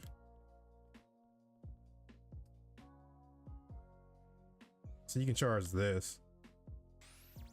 No, we're not doing that, Zero. We're not doing shot lock. Yeah, that's the outro music.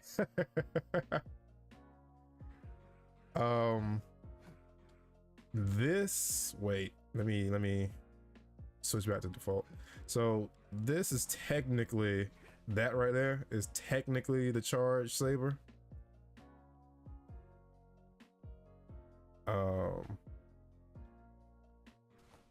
And you can hold the button down to just do that attack without having to do that charge time.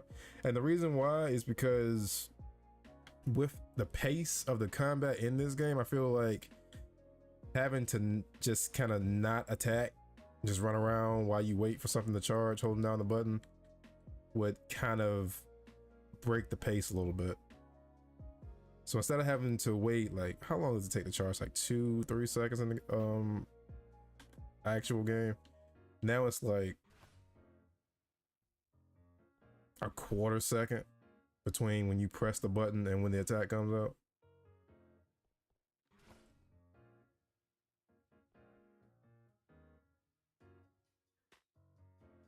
I was about to say, if ice was used, your defensive less damage and stance, because it's a harder material compared to other elements.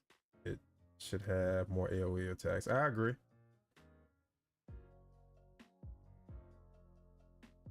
Or add a moving hitbox collider, ice shards or something. Will there be an upgrade system where you can choose certain stats boosts? If this was going to be like a big fleshed out project, yes, I would probably go that route. But as far as the Zero project goes, no. But ultimately, when this project is finished and I take this system and turn it into an original game, yes, I would probably have that type of system in it. So when the music came on, I heard the Navi, hey. You think combat should be drastically different between forms, like fire being slow but powerful, lightning being fast with a lot of dash combos, ice covering the room with stalactites more and more. That's something worth testing. Because right now the only two that even affect movement are thunder and wind with the double jump. I don't know if I want... Well, fire could technically be slower. I'm not sure. I get what you're saying though. That would kind of add some variety, because your playstyle between forms would need to change up a bit more. Which, you know, I'm all for having that type of thing in games. It, you know, adds to replayability. But it's definitely something I need to sit down and brainstorm and kind of experiment with. I think it's cool to affect movement and to affect combat. Oh, that to affect movement and to affect combat. Yeah. Because they're literally opposites of each other, essentially. Fire, ice, and then lightning, wind.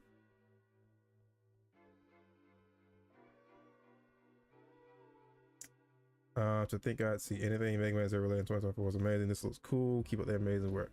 I appreciate that. Appreciate you stopping in to the stream.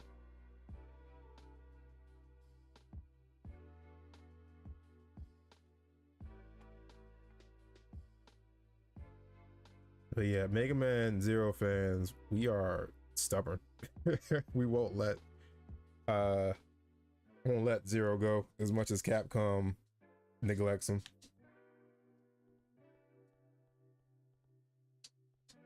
All right. So yeah, we got some stuff to figure out.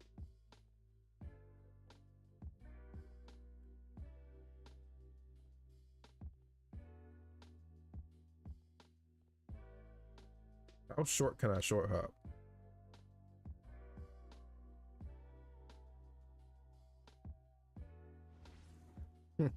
Oh wait, that's an opener.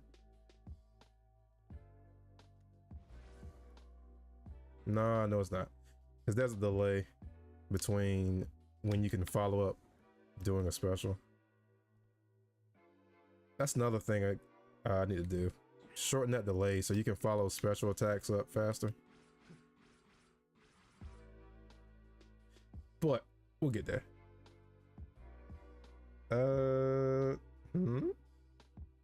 Keeley remake the 03 open the stage of my life. Oh, what was the opening stage for 3? Was it the Now that's I'm thinking about 0-1.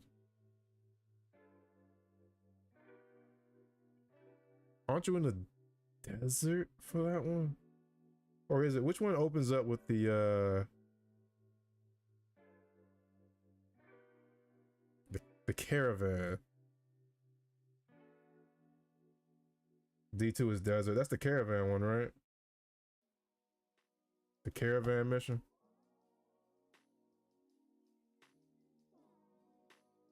Oh, break out the one with the snowy area. Oh, caravan is 4. That's right. I remember using the Z knuckle for that mission. Wind adding range, ice boosting AoE. Z4 is the van mission. I played it recently. Gotcha. So, Jaden, you're talking about the tower one then. You said snowy area, and Fitz said Z3 is the Arctic Inner Giant Tower. We'll see.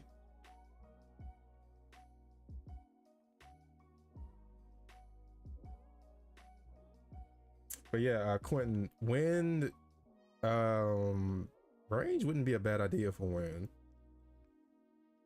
I feel like it might fit thunder more, since thunder, a lot of thunder stuff prioritizes in snapping enemies back to the ground. So I feel like that one might need the most range, especially if you're dealing with like an airborne enemy. I just said 2 words together at the same time. But like if you're dealing with an airborne enemy and you throw the shield at them and then you pop the shield, they get zapped back to the ground. Speaking of the shield, some of you saw this yesterday, but the whole like shield combo.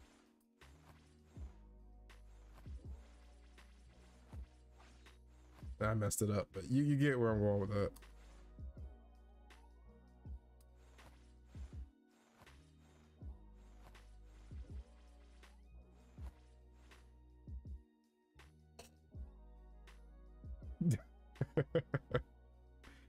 Oh yeah, the hex codes. Let me scroll back and get those. I know you said the one for default.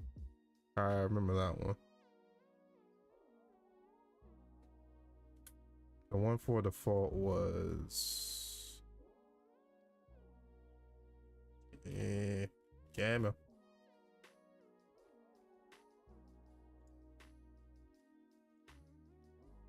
This.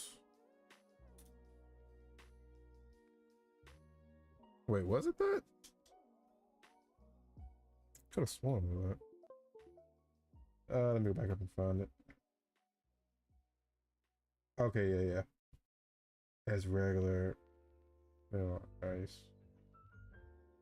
So yeah, that's ice, and then.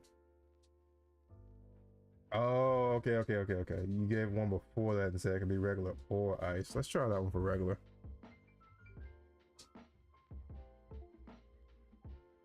So FD7.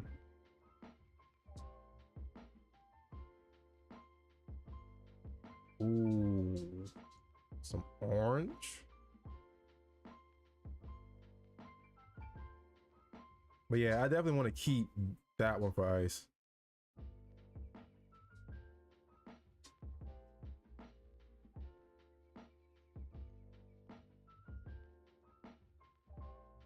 Whoops.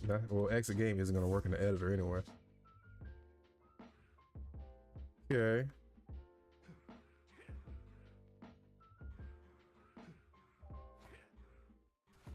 I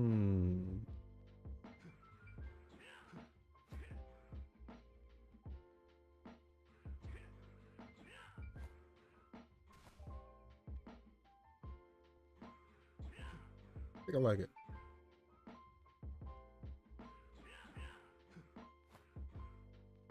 Yeah, I think I like it. Some reason it's flowing with his hair, like his hair color.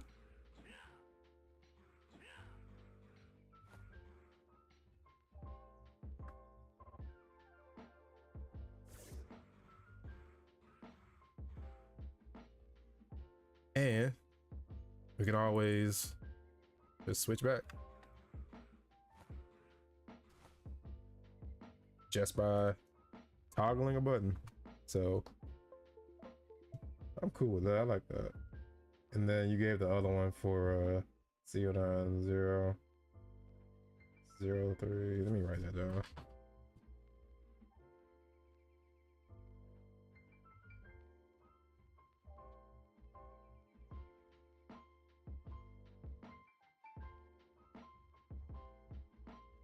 All right, so we only got 10 minutes left. That's really not enough time to work on the aerial stuff, but it is enough time to lab a little bit. It gives a good contrast. Yeah. This is pumpkin orange. It says shield only %. Yeah, those speed runs can go crazy. Shield only, 80%. What other programming language do you know or use, like Python and C++? So, I've been using C# the longest. I know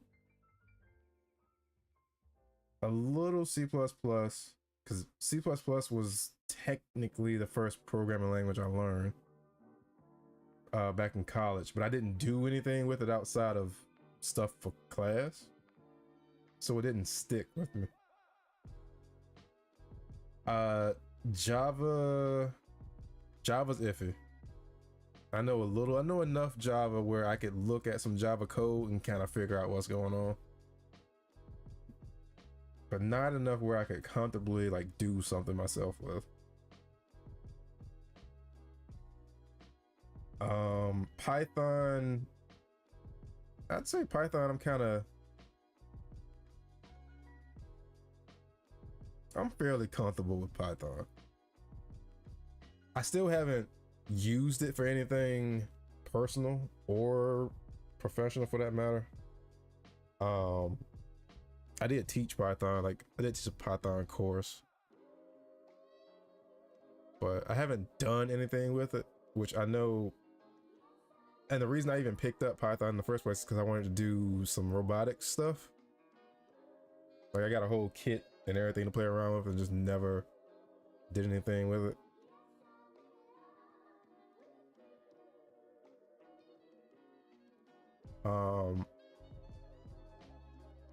What else?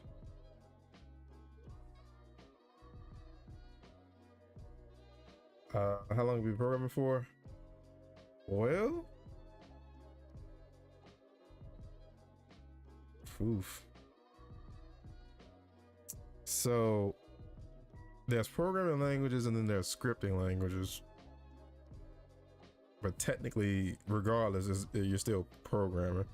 So 2008 or 2007, I started learning ActionScript for Adobe Flash. So that's when I started learning coding in general. Then in college, I dropped ActionScript because Adobe Flash, I realized the limitations of trying to make games in Adobe Flash, but Newgrounds went crazy back then, but if you know, you know. But yeah, I realized that Adobe Flash had some limitations to what I was trying to do, and that's when I picked up Unity and started learning C#. So C# I've been using C# since like 2012. Yeah, and Flash got shut down, yeah.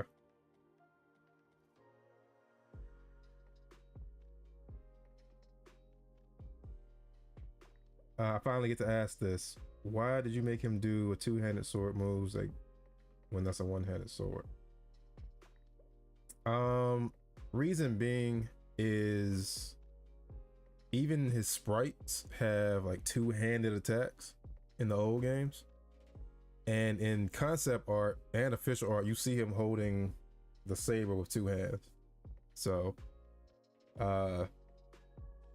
he can use it either way.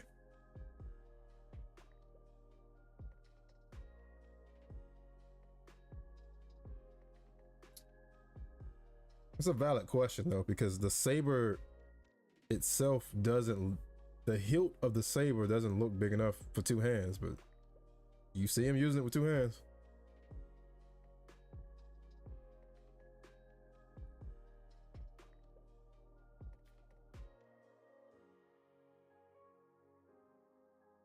But yeah, programming languages, I want to brush up on C++ because I know Unreal Engine uses C++. And it uses a version of C++ that I'm not familiar with. What I mean by that is, like, the same way Unity uses C#, but it doesn't use the same libraries. That's a better way to put it. That well, it does technically use the same libraries, but it has some libraries that are specific to Unity. Like, I can't open up Visual Studio and start working on a program in C# and do something like this. Like, try to call a library called, or a class called GameObject, because this only exists within Unity's library for C#. And it's the same thing with C++ and Unreal Engine. It has some stuff that only exists in Unreal Engine's version of C++.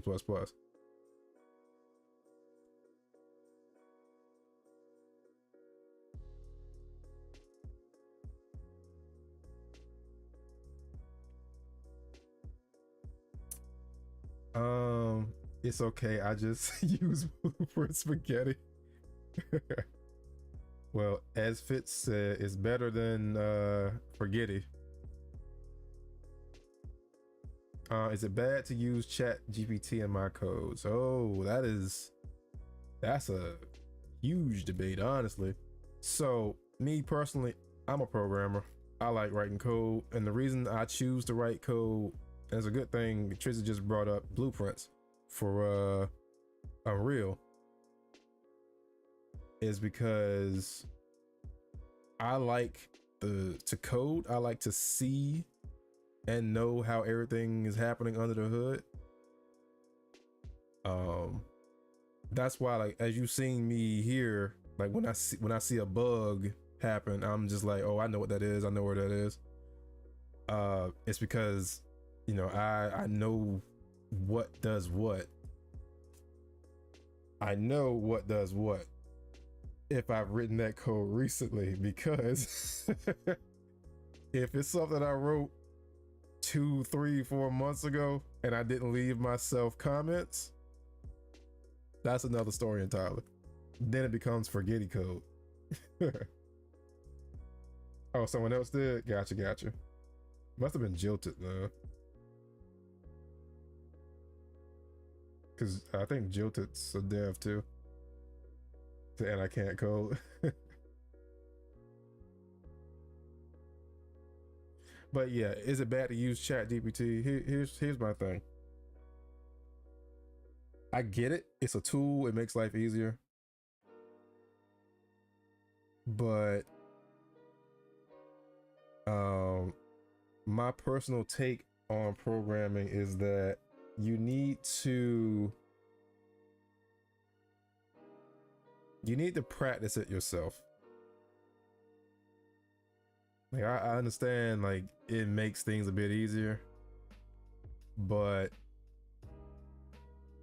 if you don't understand the code that it generates for you, then what good is it? You see what I'm saying? I say it depends on what you're using it for. Sometimes the bigger scripts can be faulty and full of bugs. Smaller scripts still strong suit from my experience. True. That's a valid point.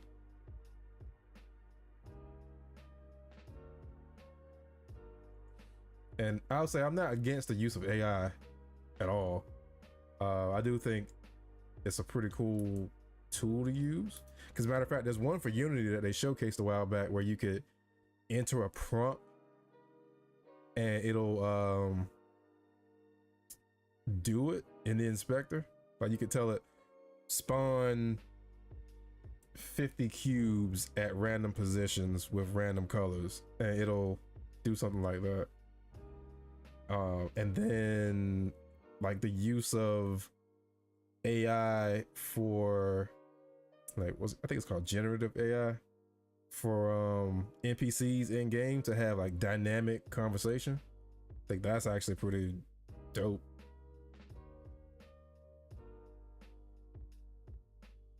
You have to check if the code is up to date sometimes. I think it's okay for any dev who isn't versed in coding. It would help if you knew some of it so you could fix it, but if you can afford a program or have someone on the volunteer. Right. So yeah, a smaller dev, I could definitely see, like if you're a solo dev and you're just learning, having AI generate the code for you, you would still need to know enough to where if the AI's code doesn't exactly do what you want it to do, you need to be able to fix it. But I do think, because I've tried it just to see, I do think when you generate code through ChatGPT, I think it comments it for you, or at least gives you like a summary of what it does, like what each line does. But yeah, I still think it's kind of crazy in a good way that we can just type in a prompt in AI and it will just write a program for us. Like, that's kind of crazy. Yeah, like it isn't good or bad. It's just a tool. It's just how it's being used. Yeah.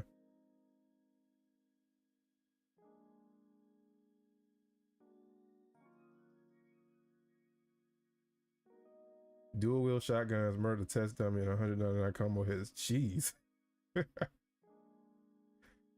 100 says facts. But it doesn't steal code from other people, just like how AI images work. All right. So, because I learned a little bit from the certification that I got from IBM for applied artificial intelligence.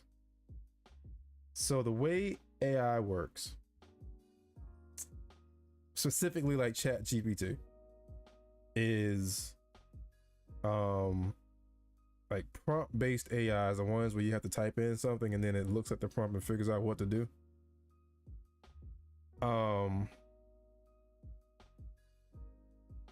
A lot of them get trained by people on how to handle certain prompts.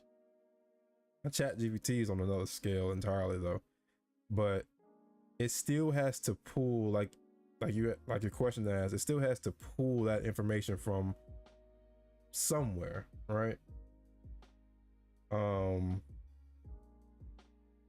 then it uses the information that it pulled from whatever resource that they have ChatGPT set up to like scour for, to look when it's given a prompt.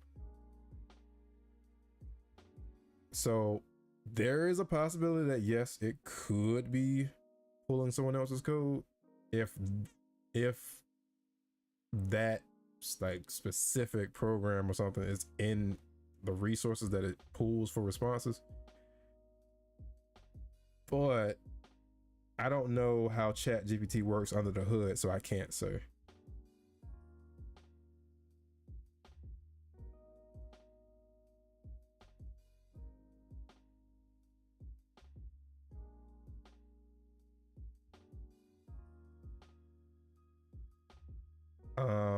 AI generated images are still theft though.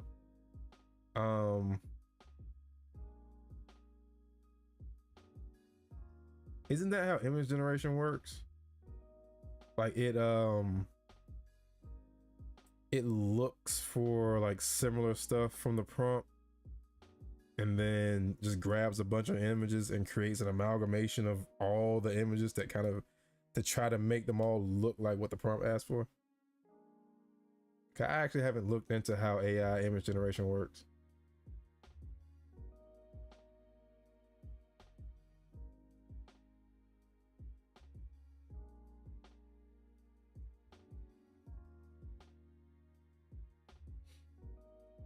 Yeah, but it's not cool for artists. I agree to an extent. I do feel I do feel like it overshadows the work that a lot of, you know, traditional artists put into their stuff.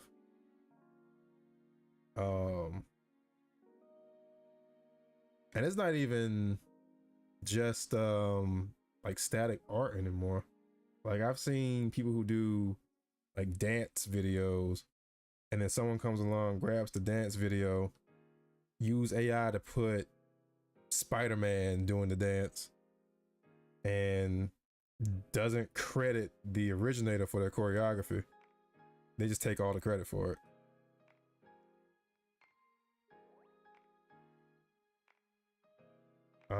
There are some websites out there that artists upload to which they give consent. So yeah, I mean, that's fine, right? Yeah, that's fine. But at the same time, once you post something on the internet, not behind a paywall, you can't expect it to not ever be used. Yeah, the internet's gonna internet. It's all about context, facts. The issue with AI as a whole is that people who clearly want profit, or people who clearly want profit, are promoting it as the next big step for mankind. Yeah.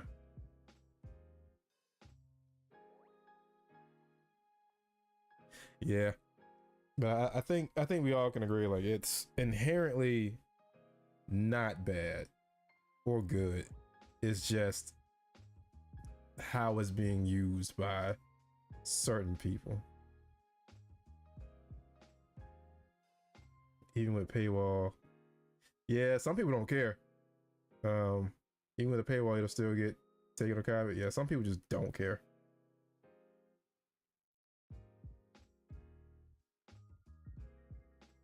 Because you're able to mimic something doesn't mean you're stealing it. That's a thin gray line. It's like learning about a topic, you know about it. So it's AI. It's just simply learning about everything as a tool. So then again, yeah, I mean, yeah, you have a point. Mimicking doesn't straight up mean plagiarism. So I do see a point there.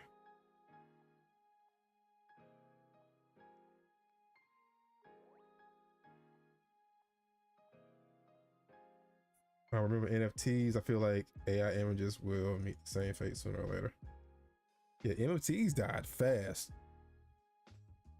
They burned out quick.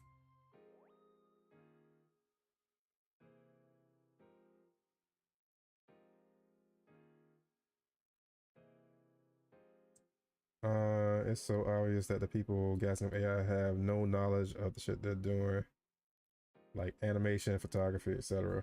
Not to mention how AI can be used for awful shit on real people. Yeah, that's a. I've heard of some stuff.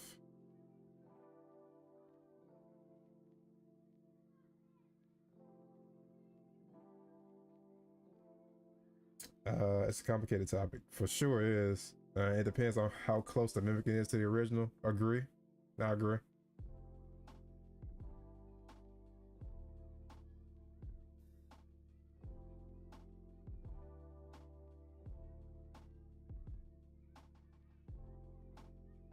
But yeah, it's a very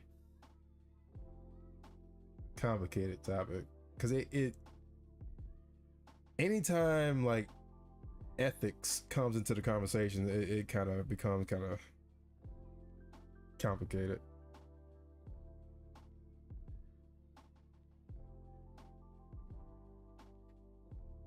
It's like AI is one of those things not everyone should have access to because not everyone will use it for upstanding purposes, right? But you can't pick and choose who uses it. How we go from Will Smith eating spaghetti to what we have now in 2024. Man, I've seen some wild stuff with AI.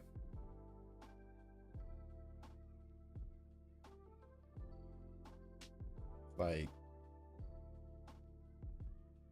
Y'all seeing, I don't know if it's still trending on TikTok, but it's like time traveler, was it the whole like caption, like time travelers going back in time to stop memes from happening, and it'll be like some viral video from way back on Vine or something, and they have AI change the video to be something random.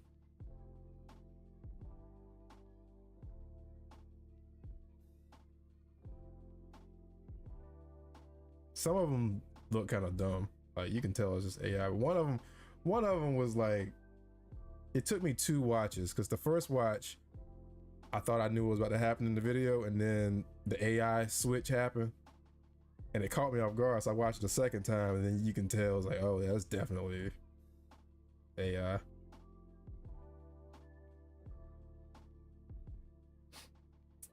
Dude, wouldn't it mean their work became immortalized? So if the AI learns it perfectly. Somewhat disturbing though. Yeah.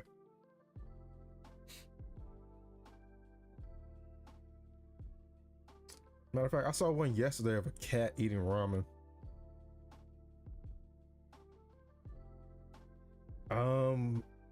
Their work became immortal.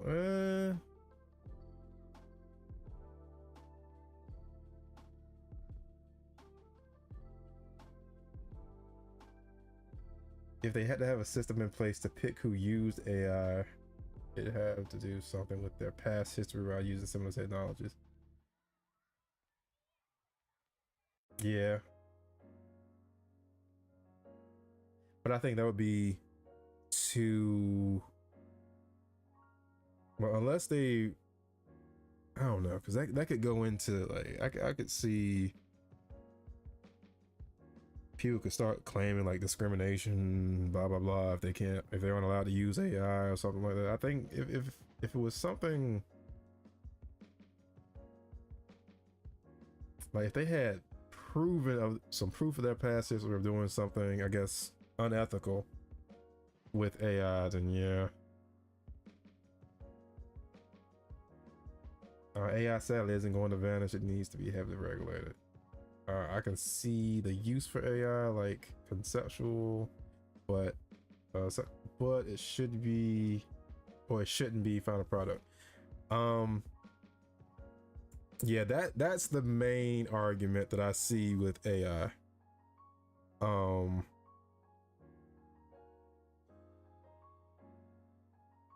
Essentially, how much work should the AI do for the person?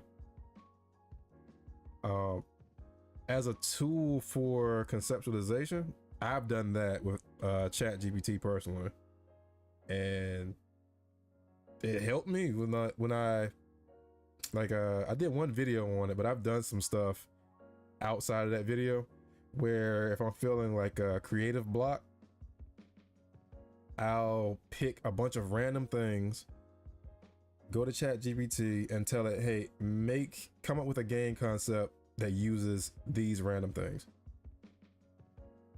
And I might say something like, I might give it a genre to point it in the right direction. Like, it needs to be a first-person shooter, or it needs to be a platformer. And I'll take the idea that it gave me and spend a day, like just a day, seeing if I could make like a prototype based on that. And that just something I do with it that helps me get out of like ruts when I feel like a creative block.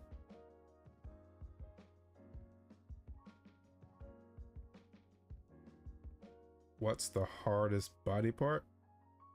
Is it the side of the kneecap? Well, not the kneecap, just the side of the knee.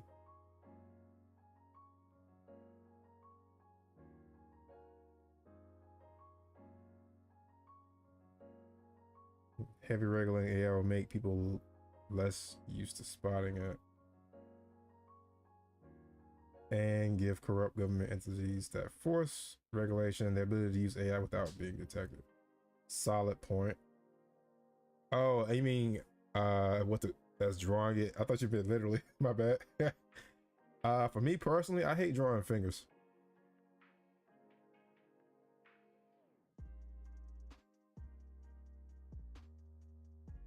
And I think I see the point you're making. If you're about to relate this back to AI, I think I see the point you're making.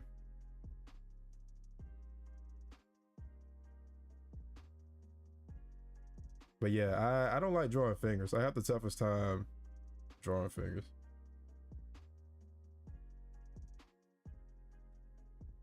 Hi Blitz, welcome back. We're just we're pretty much out of time, so I'm probably gonna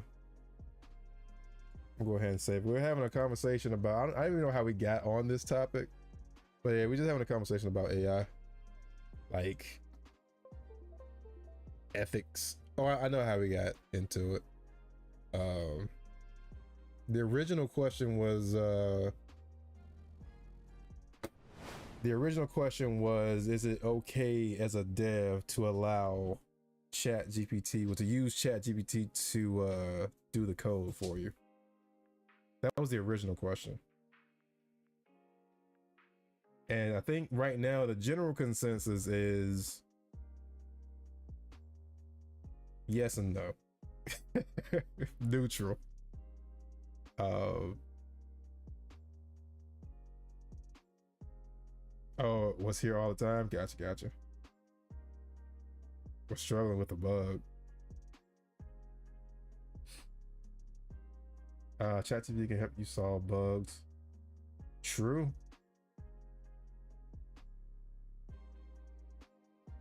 Because I think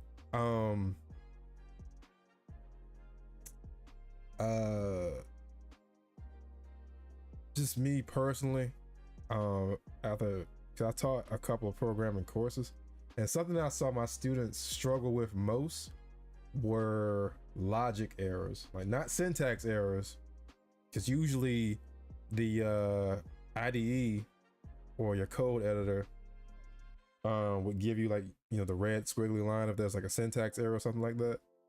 They struggle with logic errors because there was no visual on screen. Like the code would compile because there are no syntax errors, but their logic somewhere was off. Like maybe they subtracted from something when it should have been addition or something like that. And I know ChatGPT can catch those. They can catch logic errors.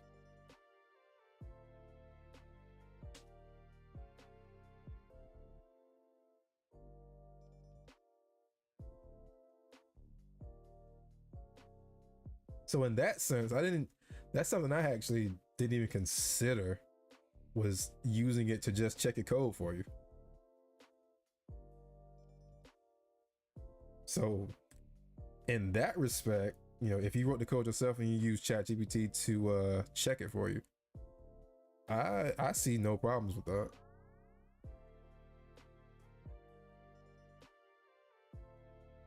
Having it generate your code for you, like I said, my whole thing is, if you are a new programmer, I still would recommend you learn, at least if you do have it generate the code for you, at least learn what it does. Don't just copy and paste it. I don't know if this term is still used as far as hackers go, but there are what are called script kiddies, who just copy and paste code, don't know what it does, they just copy paste and use it. I feel like you should at least, you know, learn what it does if you are using ChatGPT to generate your code.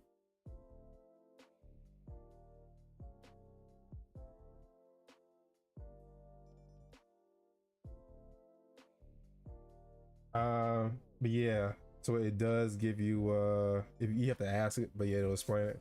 That's cool. I was thinking, what if you could A-trans into the pseudoroids from Magmasiax? I think so. All right, the whole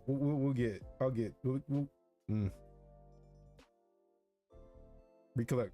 There we go. Had to reset. My brain was thinking of two topics at once. All right, so ZX.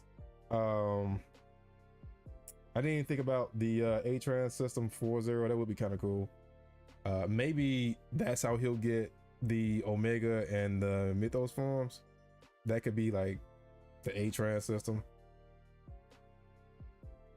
but we'll see. But getting back to, I'm gonna look up the pseudoroids though. Is that playable Omega?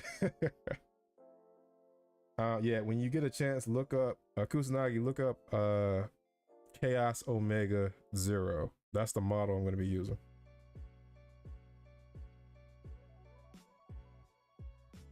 And you said,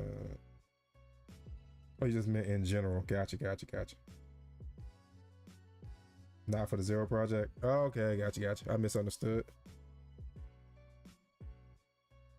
By the way, before you leave, when you check my game, let me know what you think. I got you, and I got the name written down. The Mirror and the Legend of Shins. I got you. I'll check it out. But yeah, I need to get. Hopefully, I have the Discord ready by the end of next week. That's when I'm planning on doing the next devlog. So all of you devs, I'm noticing we got a lot of devs showing up, which is great. Like that's exactly what I wanted to do, especially with the Discord. Just build a community of devs and people who want to become devs. So having that central spot where everybody can show their stuff, that's the goal. Will Mythos / Chaos only have 1 or 2 weapons? Yeah, they won't be able to use the sub weapons. That's the idea I have in my head right now. But they'll have essentially a whole new move set. It won't just be a model change for Zero. They're gonna have a whole new move set, so they'll have stuff that they'll have utilities in the abilities that regular Zero gets from sub weapons. Like Chain Rod is the main like gap closer. Maybe, you know, Mythos could air dash or something like that. So, and that's the big thing about it. There's no official stuff to go by for Mythos and Chaos Omega. So it's pretty much free reign. Pretty much go how we want. But it's not in the description and such. No, it's not live yet. The Discord. I need to get the channel set up. The landing page.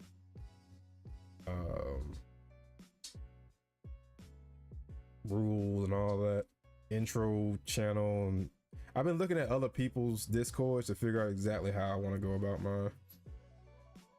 Give Mythos versus moveset unapologetically. Just take another stab at Capcom. I'm with it.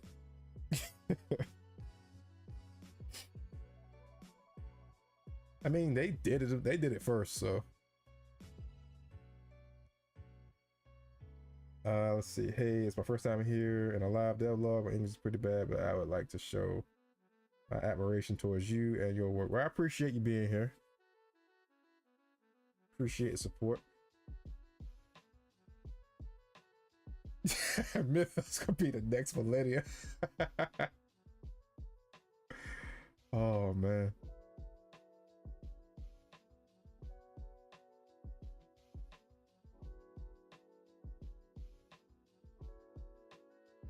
I don't know why the people prefers Omega and not Zero. I guess because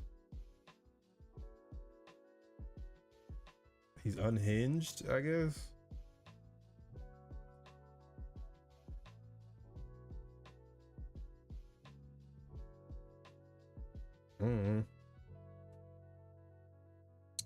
But yeah, we are over time. Time is flying, man. I just looked at the time and it was like 101. Because his capability is that too.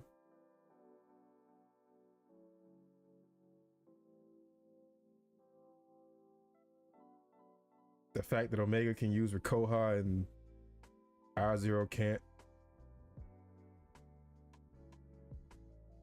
Yeah, he's the equivalent of a Cooler from DBZ, so everyone loves him. But yeah, he's the body of everybody's like original favorite Zero from the X series. Guess it's the fact that he's that Zero. Can we get an X head swap? That would be hilarious. I don't know if I can pull it off though without actually. I can do it. That would be hilarious. X's head on Zero's body. He said Harpoon greater than Omega. Somebody had to say it. See ya, Hunter. Yeah, I'm about to head up myself.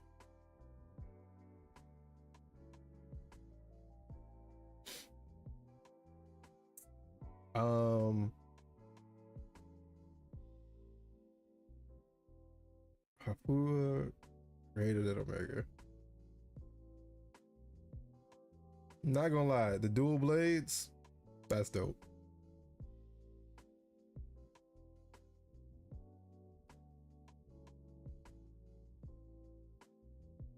Put some of my love to my boy Phantom here, a real one. Yeah, he is. I really wish I could get the Phantom, get a Phantom and definite model.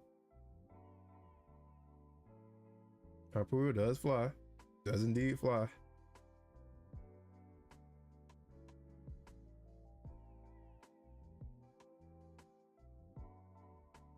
Did I play the Zero games less than a year ago? And Shadow's boss fight on the first game had me cry sweat. I thought Phantom was gonna play like unarmed combat. But nah, he just throws kunai. I know what you meant when you said Shadow. I know you meant Phantom. Harpoon would be cool to play with. Movement style close to melee armor core. Possibly. We'll figure all that out when we get there. That's why I'm trying to hurry up and wrap up the element stuff, because after that it's just the Giga attacks, like the big stuff. Genmu Zero, Rikoha. I don't know if I'm actually gonna do like finishers. The one that I did for the video was just kind of like a test just to see how it would work. But after that, that wraps up Zero stuff outside of replacing the Z Knuckles animations and tweaking the recoil rod. I mean the triple rod. I really want to get to adding some enemies. It's pretty much just been a training dummy since the project started. It's been like a year and a half. So at this point, I need to get some enemies in here.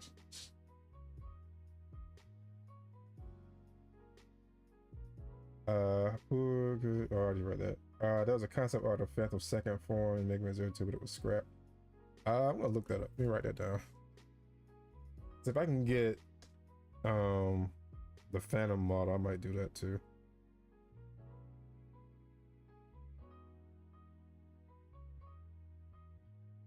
Because we were talking about it yesterday. For Omega, I'm gonna make him look like the concept art where he still has some of the original Zero's parts. Why did they call it the triple rod? Because so in the game, all it does is extend. It's like the power pole. They just call it the triple rod because it extends into 3 sections. But that's all it did. I mean, it let Zero bounce like pogo stick off of enemies. That's really all it did, though. It wasn't that spectacular of a weapon.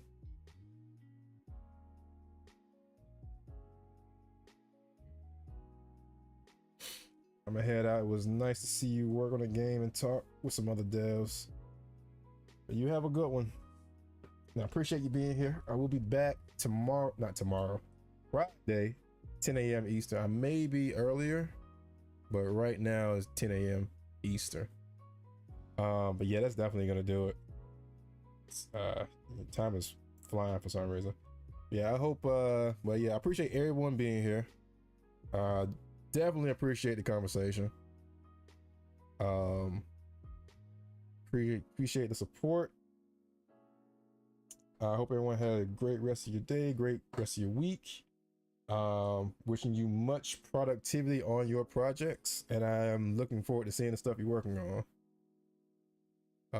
But with that, go ahead and end it. So what's good? Bye. I appreciate you being here. But yep, gonna go ahead and end it. See you guys Friday, 10 a.m. Eastern. And yeah, that's it. Peace.